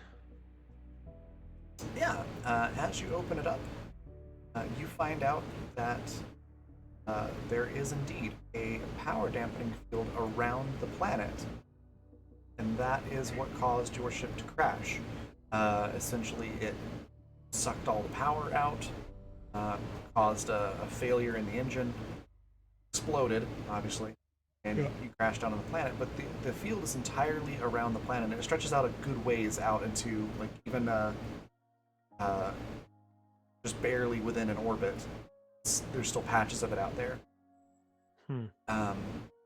And it's being powered by, as you may have guessed, a thermal power plant deep under the ocean. But this, as you read through, open more files, find out why there is a power dampening field around this planet. That's because it is an alien prison planet. So it's set up there to prevent the inhabitants from escaping. Unfortunately, you're not able to relay this information to anyone at the moment. Except for the crazy cultist. Yeah. And the duck handler. Yep, the duck handler. And the duck. And the duck. And the duck, The duck yes. is not learning about this. But the other interesting thing you find out is that this was set up thousands of years ago. So anybody that's on this planet has been here for centuries, at least, if not longer. Does it have any locations in there as to any buildings, structures, power sources, anything like that? It does have a link to a directory about the structure that your crew's in. Okay. And it has information about something. Some of the files are corrupted because of the power surge. Okay. But you do see something that looks like it might be something to do about a generator at a depth of about 800 meters. Okay. And it's off in the other direction, past the mushroom forest. So off to the east. Okay. I think my first order of business, as interesting as this is, I think if anything, did we ever set up like a tap on this so that I can connect to it? By chance? There's not any way that you know of to do so. Damn. Okay. That is something that you could start working on. I want to get the radio. Probably not right working. this moment, but Yeah. Does the radio look like it's fried or just like short-circuited? can't really tell from in here. Everything in here looks like it's just fine, just had a power surge. Okay. You'd probably have to go on the roof to inspect the radio. I'm not gonna do that because it's a bloody storm. In that there case, is there could a be- short range? Yeah, I mean, you've got your tablet. You could pretty much radio anybody on the island. Okay, hear me out. Is there anything on the island currently or in the tub that I think I could use to jury rig a signal boost from my PDA? Because I presume it can't reach down to the crew. Yeah, I'm gonna say with your level of education, you know that it's not gonna work without a pretty big transmitter. Okay. Oh, I don't. Well, since they're dead, I'm gonna keep reading on the computer. Okay. So feel free to jump back to them if you want while you're. Yeah. Yeah. I will just say there are potential solutions to fixing a radio in a thunderstorm. That you could. Yeah, but Wilfred explore. would never go for it. Solutions other than that. Just throwing it out there. Okay. There are ways you can do it. Okay. If you want to. But we're gonna hop back over to Susie, Owen, and Boris. Yeah. You just saw weird glowing-looking eyes I have. disappear behind something, and the metal click-clack sound of something like feet on the opposite side of this big room. What do you do? Oh, Boris. Susie mutters. immediately shines a light at it. He chort and takes out the knife. I shine a light and I'm just like, hey, get back here. And I'm running in that direction. No, I was like, oh no, Susie's going after Owen because that's not a smart idea. And she's just like, no, Owen, don't. And Boris goes after Susie. Okay. So let me make sure I got this right. So Owen is charging forward, Yep. followed Yeah. by Susie, followed by Boris. Owen is in fuck it And- phase at this point. And Benny Hill music starts playing. Well, because Okay. also, maybe I'm forgetting some of this technology that we've seen, but from Owen's perspective, we've seen this at like the shack in the volcano, right? Have we seen it anywhere else? No, that's the only place that you've noticed anything Okay. like this. And like nothing And, bad happened there in his mind. True. This is on a far larger scale. But yeah.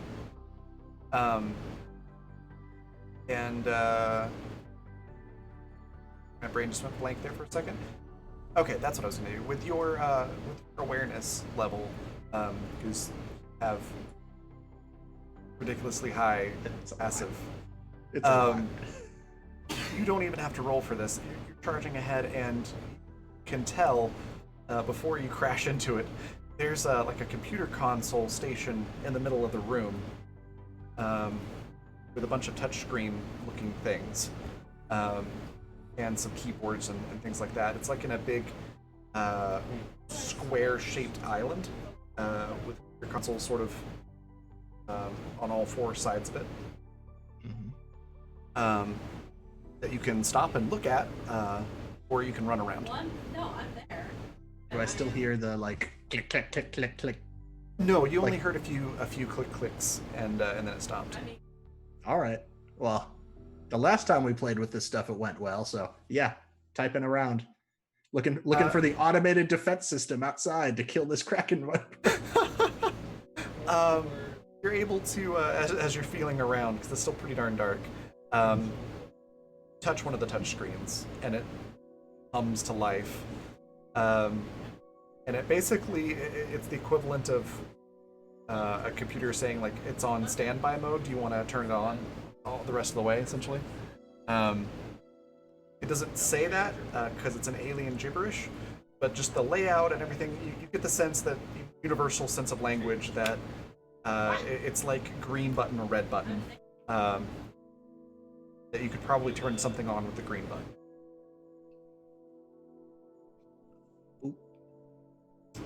Fantastic. So you touch it. Yep. Cool, because it turns the rest of the consoles on, and lights slowly start coming on in the room. And it looks like a sci-fi alien park ranger station, if you had to describe it as something. There's these consoles that allow you to monitor different things about the facility and the surrounding area. And you can tell that this building is rather large. It goes down quite a ways. And that there's quite a few floors going up as well, off in a different direction. Sort of where you came in was like a big tunnel jutting out. And then now where you are, were to go the opposite direction a little bit more, it would start to raise an elevation. So there's a lot of floors above you, or ahead of you and above you, a lot of floors below you. Other than that, a lot of it's still in alien gibberish. So it's about all you're able to make out at the moment. But in this room that you're in, it's pretty nice. It's open. There's lots of now green light. Looks similar to the glow stick lights in the hallway, but they're brighter and there's more of them, so it lights everything or illuminates everything just fine. And there's even some like lockers that are along the wall. and some stairs that seem to go down over in the corner, as well as a couple more hallways that jut off into different directions from here.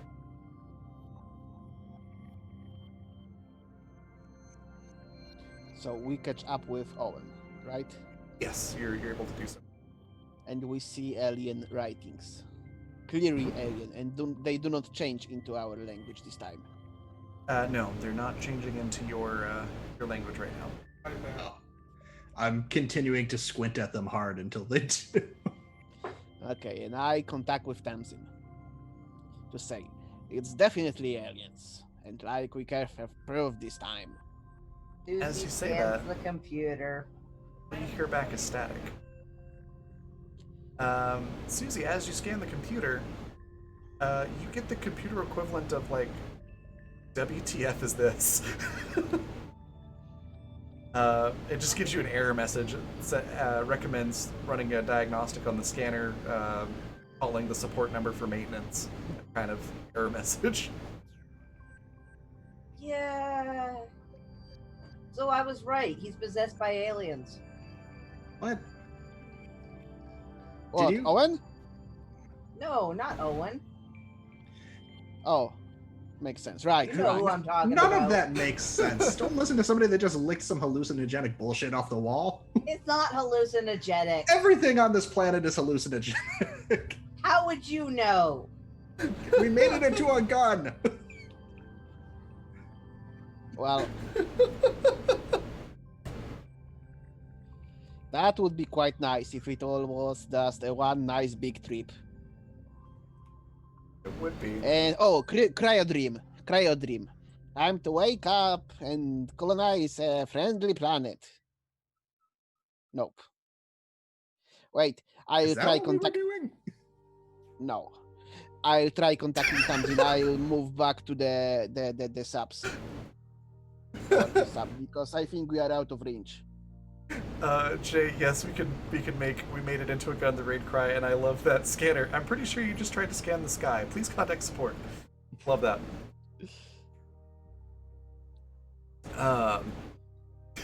That's great. You both. You can press the buttons, but don't move away from here.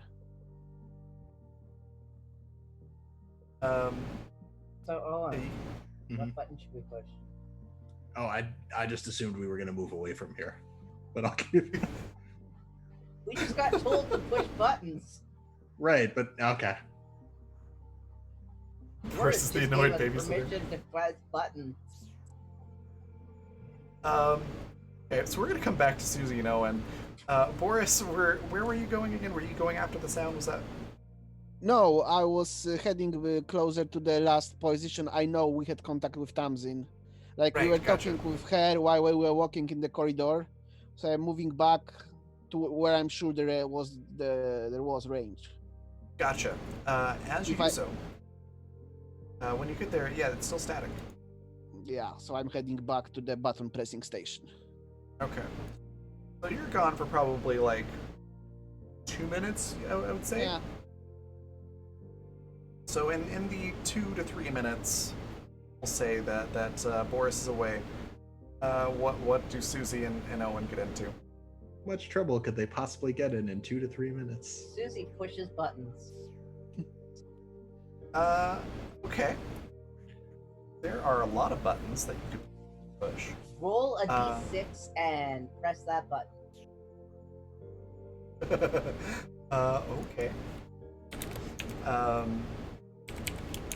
Just fix something here. Because coffee doesn't automatically up that. There we go. I forgot to put that in earlier. Okay, 6.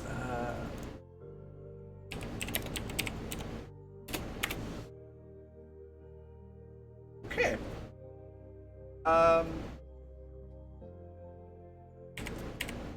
Evens or odds?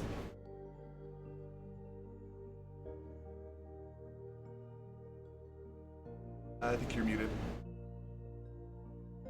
Sorry. Evens. It's odds. So as you push that button, All of the lights turn off, and like red cherry light, like type spinning lights come out of the ceiling, and an alarm starts playing. Susie pushes that button again to make it stop. It still takes about 30 seconds for it to actually stop, but it does. And the power comes back on. Lights go back to normal. Can I listen can I listen to see if there's any new noises following that? Yeah, give me a hearing check. You know, like anything running in our direction. A prison break, maybe. Can I... Boris is running, so you have 30 seconds less than you would have. Do we think we should add a D6 onto this, or is We're we're probably fine, right? You just hear a lot more of that glittering, clattering metal sound of tap tap tap tap tap tap tap tap. And what Moving direction around. is that coming from? Several directions. But Oh, they love don't- that. none of them really sound like they're coming towards you. They're just sort of moving around in all directions. Do I see a way to move towards them? I mean, there's a couple of different hallways that are jutting off of this room. They do sound like they're probably coming from both of those directions. Yeah, because it's clearly the above way you. these computers, the way they're supposed to work is to let us read them, and that's not happening in here. So clearly, we were supposed to Yeah. find a different computer and start there. Ah. Yes, there's nothing else different right now in your situation that would explain why you can't read it. True. I can't think Um, of anything. Certainly not the absence of a certain someone. I mean, absence is a strong word. He's really always with us. Okay. Also, We've Susie- spent a month internalizing his teachings. that's fair. Susie has internalized the teaching of the Sharkgar. Yes. Forget Um, often. I'm not sure which one is worse. Also, Susie, That's way nice. because Yeah. Ecorolex has redeemed one plot point, Nice to know. that one of the buttons plays weird alien music, I'm going to say that you actually hit that button as well in your frantic attempt to make the alarm stop. And once the Now we alarms have- stop, it just plays on a loopless loop, a weird alien-sounding canon in D. A few of the notes are just slightly off, so it's almost like canon in D but in minor. It's just it's very disturbing sounding. It's like, well, this place comes with ambience music. It certainly matches the mood of the place. Boris. Boris is running once the alarms have started. Boris started to run. All right, you catch back up with him right about the time that the alarms go off and the music starts. I pushed a button There were so many buttons. Why did you have to push that one? because you told us we could push buttons. Oh, yeah, but I imagine that like 90% of them does nothing. There is always that's always true for stations like that. The one I pressed turned the lights on. Scales. Ah, that's nice. Feels like home. Boris comments the music. All right. So yeah, you all still hear some of that clattering, metallic footstep type sounds. It is starting to die down now. What are those? Susie is like says that, and it's like she's starting to like try and see if she can find them. Would you like to go down one of those other hallways? Got slash. Yep, she's gonna go down with the flashlight in hand and try and find what this thing is. Are we each going to take a different hallway? No. You sure you don't want to split the party? And she's also pulling out her grease pen. mark things. And the graffiti. Cool. So, there's a hallway. Let's just say there's a left hallway and a right hallway. Which one do you take? Dylan, which one do you want to take? Or Owen? Which one did I hear? Did I hear more skittering down one of them than the other? No, pretty much equal. The lights that you saw went off in the direction of the right hallway, though. Let's go to the right. Okay. As you go down a little ways and you swing your camera, you notice that there's sort of a like a plus symbol hallway. And as you sweep the light over the entrance to the left, you see a what looks like a metallic leg with like claws, for lack of a better word, but they're not like sharp or anything. They're rather blunt. It's just like a robot foot kind of thing, like 3 prongs that can bend. See that quickly vanish into the hallway. Most important question: the size. Roughly humanoid sized. Mm. So you see that for just a second. It's like that scene in horror movies when you catch just a tiny glimpse of the monster and you feel that sort of sinking feeling in your stomach. That's sort of the sensation you get as you see this, because it does look very ominous. And Okay. with that, hop back over to Tamsin for a second. Tamsin, what are you doing? I am piecing through as much of the computer system as I can, just in case Wilfred decides to give a surprise visit. Okay. Wilfred doesn't show up. Good. It's more for the best. Yeah, you're able to. Well, we can probably talk like before next session, like some of the other For sure. information you get. But don't see anything too shocking beyond Okay. what you've already read. But you do get more information that's going to be useful overall later. Probably some situations will pop up where you'll be like, "Wait, I read about this." Gotcha. Be able This to- is to my do field. something. Yeah. Okay. So given that, what options do I have for repairing a transmitter in the middle of a thunderstorm, Raven? Well. Or would you Have like to me to go- roll to see what I think? Well, I'll just put it this way, and then we'll go from there. Sure. You know, you would have to go on top of the metal building to look at this radio transmitter, which is not unlike a lightning rod at the moment. Mm-hmm. If you climb up there and look at it, you can probably tell what needs to be repaired. I know, I love it. You didn't hear an explosion, like the sound of power cell exploding or anything like that. You don't smell like melting metal or wires or anything, so it's probably not that bad. The issue is if I repair it, it can just get damaged again. Right. Especially if it's acting like you said, like a lightning rod. Possible. Let me get an education roll from you Sure. I think I'm decent at that. to see if you think about something.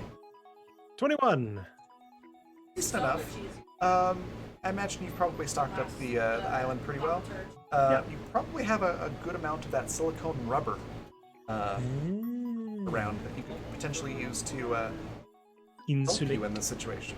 Now you're Okay, dead, I'm down for that. Now you're dead. Yeah? Schadenfreude. Yeah, I'll do that. Everyone's having a great time with Final Fantasy. It sounds like I'll do a shimmy up the transmitter with some silicone rubber. Okay.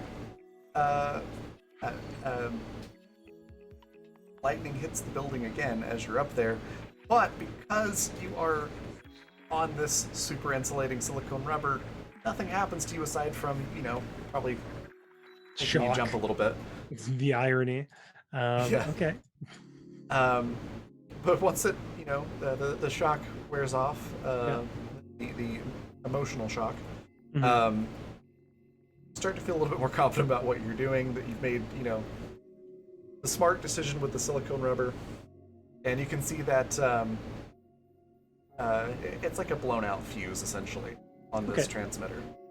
Um, and I'll even say, in the interest of time, you had the foresight to bring some of the parts that you think you might need for this. Yeah, yeah. She's I would say that she's actually, I did take the virtue of engineer for tech specifically, because I think it's been like shoring up where Boris is more mechanical. I've been shoring up the technical side. So Perfect. Yeah, I'd say there's a decent amount of overlap with this type of thing. Okay. So, yeah, you had the foresight and able to fix it. Would you like to roll to either mechanical or tech for this to make that repair? yes, I would. And, Tech engineering with a 16 on a 3. That's how good I am. Swapping out a fuse is pretty easy, Yeah. so you're able to do that. Now, would you like to upgrade the transmitter to make it less likely to be struck by lightning? I sure would. It'll be the same roll again. Okay. It's literally the same. Literally the roll. same roll again. Would you You like jinxed to? me. Would you like I to use would a like D6? to use a D6, yes. Oh my goodness. See if we can boost this a bit. Please, You need please. a 4 or better. Hey! Hey, you got it. 21. All right, so 21. Yeah, you're able to do a decent job. It is very crude. Oh, yeah. It looks atrocious. We'll do a better Uh, job once it's not striking lightning. It's like, a sheet of silicone rubber that's been like bunched up, and you got some like Hawks tape and wrapped it up. It looks horrible, but it does the Okay. job. It'll work. And suddenly you have radio communication with Boris, Owen, and Susie again. Okay. As soon as I'm inside the building, I'll try and raise them, and just get them on comms. Okay. So, everybody else, as you've just seen that leg pass by, which I think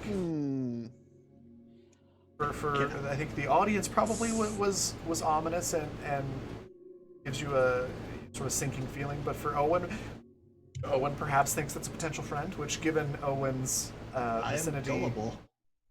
as I say, and gullibleness, especially around Wilfred, I could see where Owen would think potential friend. Can I yeah. vibe check this potential friend with a gut And feeling? Boris just says, "I think we should go and see if the Kraken must have swimmed away." This I rolled a 7 and it goes down to a 4. Whatever this thing is, you are confident that it's going to be your new best friend. I'm There can only be friends in creepy underwater alien park ranger facilities. We have to this wait thing is for like Alex, I this thing's think. like that old movie Wall-E, right? Yeah, exactly. It's probably Wally. Wait, can you read the things for us? Follow it a bit down the hall. Owen. The you see, the text it usually translates, but it's not doing that. Can you read it? Boris, can you hear me? Can I hear Tanzin? Can one quick second though. Mhm. Something very quickly is going to happen with Owen. Uh-oh. As you run down Don't the worry. hallway after My it. death will be very quick, you guys. You all heard it. As you run down the hallway after it, break line of sight with Boris and for a moment.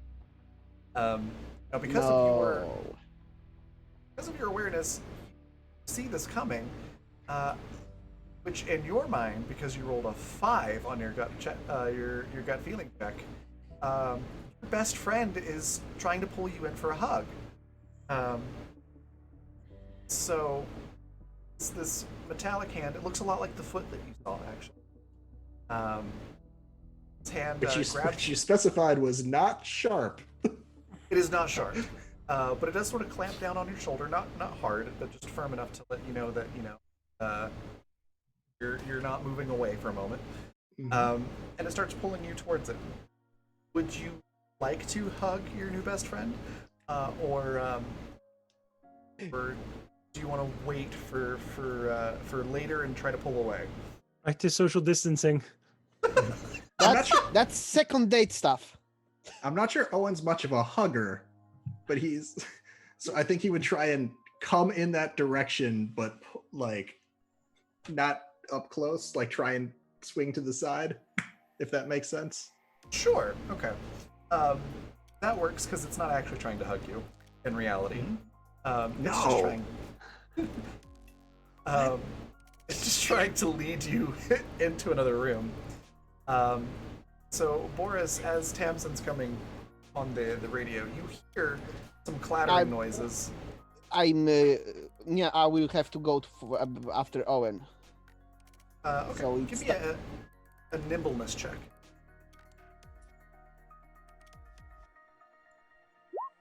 25. 5. Susie went running after no Owen too, so Okay, give me a nimbleness check for Susie as well. 25. Nice. Questionator wants Nimble a hug. duo. Yeah, you're both very, very quick on your feet. Managed to get around the corner just in time to potentially see something. Just need a sight roll. Oh, that is not going that well. Team. 25. So Boris, you don't notice it, but Susie, you notice just in the next time you see what looks like Owen's foot turn another corner, just as the wall is sliding back into place. So you know that Owen was there a second ago, but now there's just a wall, and it looks seamless. She's scrambling at the wall. She's like actively freaking out and like screaming Owen's name and like trying to wrench this wall open. Boris does the thing where fate is already decided and actually contacts Tamsin. Susie, give a might roll real quick, just to make sure you don't damage your. Oh, Pretty Susie's tough. been working out. Yeah, you're pretty tough. So you definitely, like, hands are gonna hurt, but you don't like lose hit points. Yeah, Susie is by the time she's like out of energy from trying desperately to get this wall back open, is like on her knees, fists out, like weakly pounding it as she's just fucking like wrecked, and she's sobbing and she's angry. All right. We'll come back to Susie in a sec then. Boris, you're contacting Tamsin. Yeah. There is a situation here. Oh, okay. What's Now Boris has to go to Susie and pats her on the shoulder. This idiot ran after some alien robot. back up? There's an alien robot. You haven't seen I haven't seen much because he was fast. Owen, not robot. Okay, where is he now? A robot dragged them and dragged him behind into. Actually, there's a wall right now. Susie, don't. I don't follow. I don't. Susie, stop. Susie, stop. Like I'm talking with two persons at once. Yeah. Tamsin, you could probably hear Susie like banging on the wall and Yeah, I sobbing. can hear like screaming. Yeah. Ah,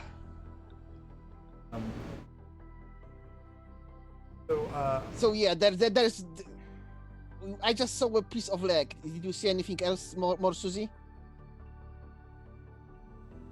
You're It's muted. like she manages to like sob out. He was still running. Oh, Um, we can try find our way around this wall. We can wait. We are not finding our way around this wall. I'm an engineer. We open this wall. There has to be some lock here.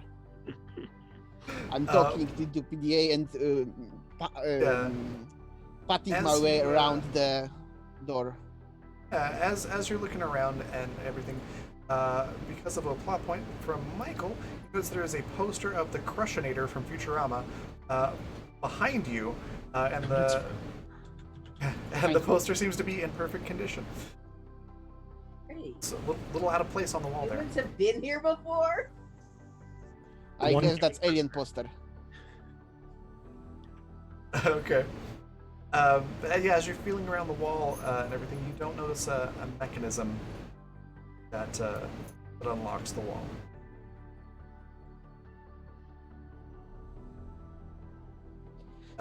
Some empty space, maybe like fuse box for me It to is- I don't know, mess with cables. It's completely seamless. As you struggle and shine the light around and everything, it looks like a solid wall. There doesn't seem to be any indication that there was an opening there.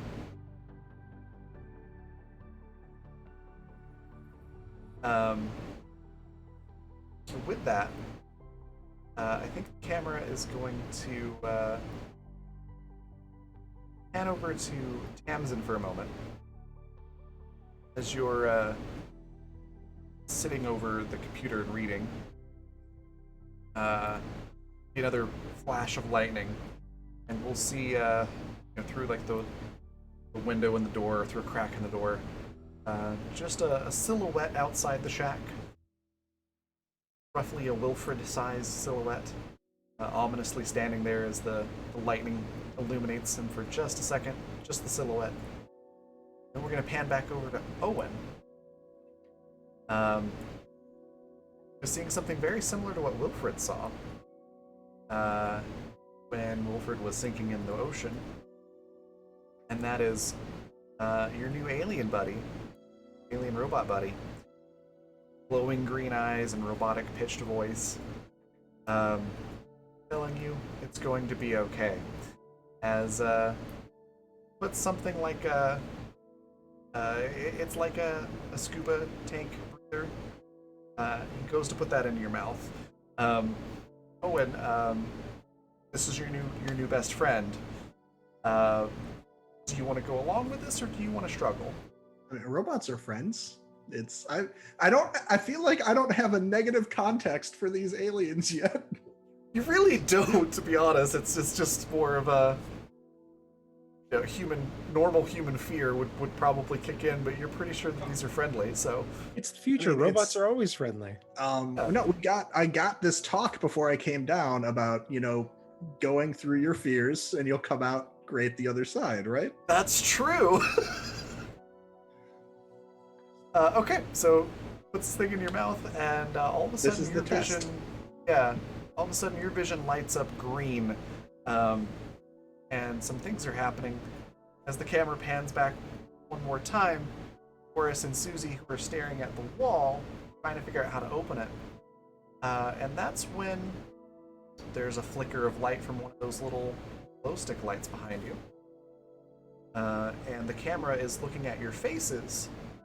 As behind you, two green glowing eyes show up, and there's a computerized, gurgling sort of grunting sound, and that's where we're going to end our session. Oh!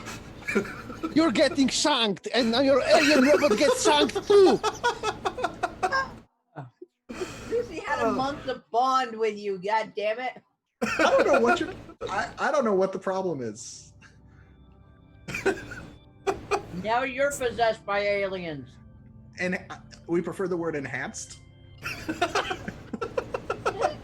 There's no clip here, you know thing. So yeah, hey, Owen's not dead. The PC death counter has not gone up, so that's something to hold on to. Well, yeah, you're dead it's- to me. Yes.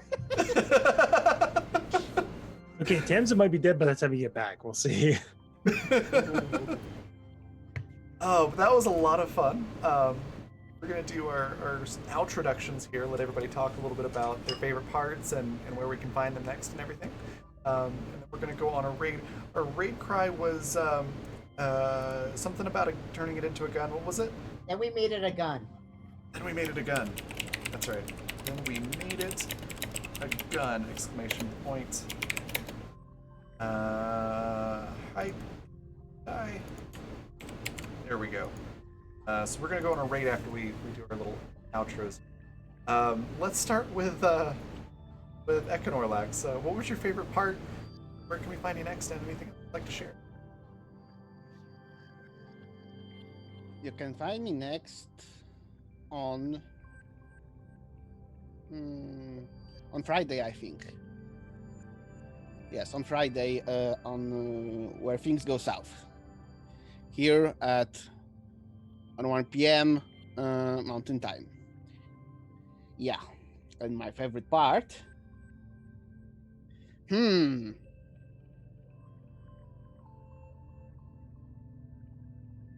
That was a good.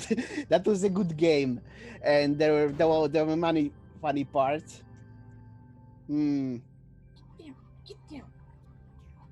Sorry, not you guys. No, I heard Barry, your cat being mischievous. I can't decide, but I guess I think I actually didn't expect them to make any damage with those buttons. So yeah, that alert thing was. I should have seen that coming, but I didn't. Yeah, that was nice. Cool. I'm glad I could surprise you. Fantastic. The next we've got Jay. What was your favorite part? Where can we find you next? And share or promote or anything.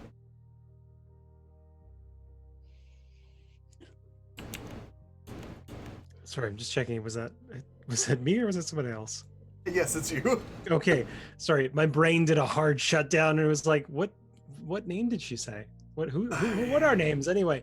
Who am I? Very much understand that. Moving has been a trip. I am Jay. You can find me next probably Saturday, I think. Because this is my last official stream in this house, and I am doing nothing but moving for the next 2 days, basically.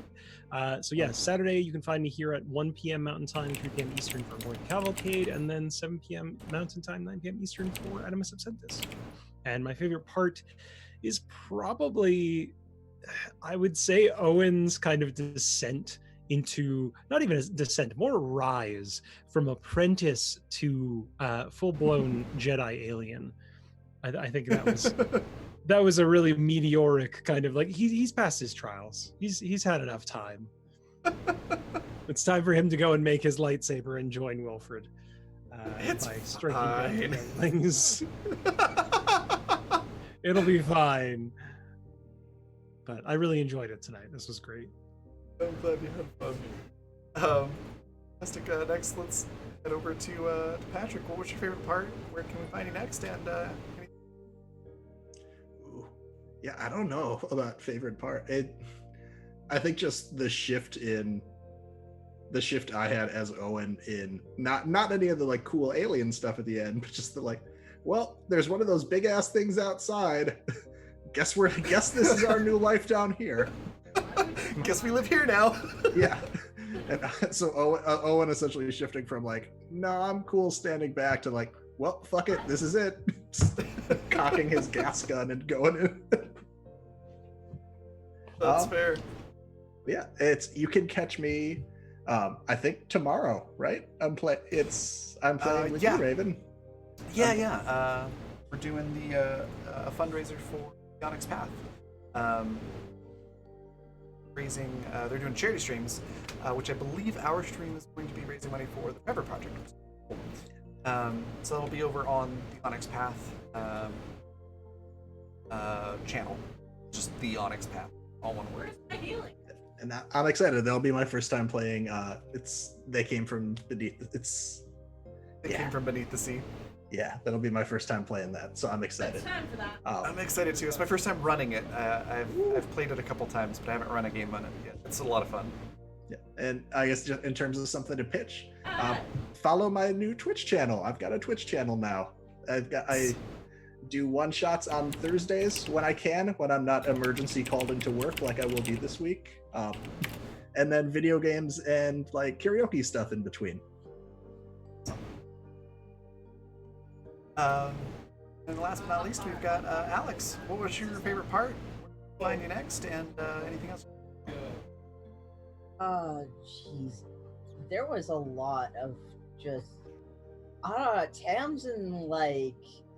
Tamsin is just being like badass. I'm going out in the middle of a fucking hurricane and fixing this goddamn calm situation. Well, the fucking Fuck it. Wilfred isn't doing it. Like, nobody else is gonna do this. I will do this. Lightning does not frighten me. Oh, it frightens the fuck Oh, out it of frightens her. the fuck out of me. Okay, I'm scared of lightning. Like that jump of, okay, no, I'm actually afraid of this. Yeah. Oh shit, I'm 63. If I fall, I will break a hip. Yikes. And like, oh my god, Raven. Fuck, you're probably like the most fun I have ever had as a D with somebody being my DM. Like, Aw. holy fucking shit. You put us through the ringer in the best way possible. And, like, I am genuinely on the edge of my seat wanting to know what happens next. Awesome. 2 games. You've done this to us in 2 games now. Yeah, both games. I'm like, well, fuck, I gotta worry about what's gonna happen to Susie, and I gotta wonder what the fuck's going on. Cause like, Guy finds Seattle had a nice night. Now they're screaming, and not the happy fun kind. No, Daisy is very freaked out by something over in that game. Yeah. I'm glad it's been fun. And not too traumatizing. Awesome. And where can we find you next? You can find me next on Saturday at Animus Absentus. Usually, Eknorlax and I are over on Jay's stream on Thursdays, but no stream because Jay is moving. Which means that we will have to try and not starve again next week. All right. My favorite part, the whole thing was just great. Y'all are so much fun to DM for.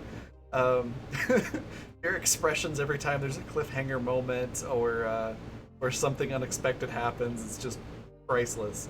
So great. Thank you all for letting me run this for you and traumatize you a little. The whole thing was just fun. I don't think I can really pick a favorite part. So right there at the end when I said that's where we're going to wrap up the session, all of your faces might take it for favorite part. It was great. Where you can find me next, tomorrow at New Mountain Daylight Time, 2 p.m. time. I'll be where it came from. See, the theme of it is going. Who's my tortoise? The one shot, and again that'll be over Onyx Path. So just TV/the Onyx Path. Then I'll be back tomorrow night for Tickfall Files at 7 p.m. Mountain Daylight Time. And after that, it's onto the weekend stuff on here. I think that's about it, aside for our sponsors, Fundamental RPG, which is what this game runs on. It's a modified version of first edition Fundamental RPG. And then you can check out second edition, which is still in playtest version. Saturday for Animus Absentus. You can check it out there as well. And then also to Grinding Coffee Company. If you go to grindingcoffee.ca, use RADYN, you get 13% off your order. Yeah, it's freaking good coffee. Definitely try it out for a coffee fan. Now we're gonna go on a raid. We're gonna go raid Kent Beeps, which is a phenomenal variety stream playing some Animal Crossing. Nice and relaxing and lighthearted after all of that stress under the water. I think it might be good. But Kent is a phenomenal human being. If you're not following him already, definitely give him a follow. I don't think you'll be disappointed. He's great. So we're going to head over there, and I will see you all tomorrow. Bye, everybody.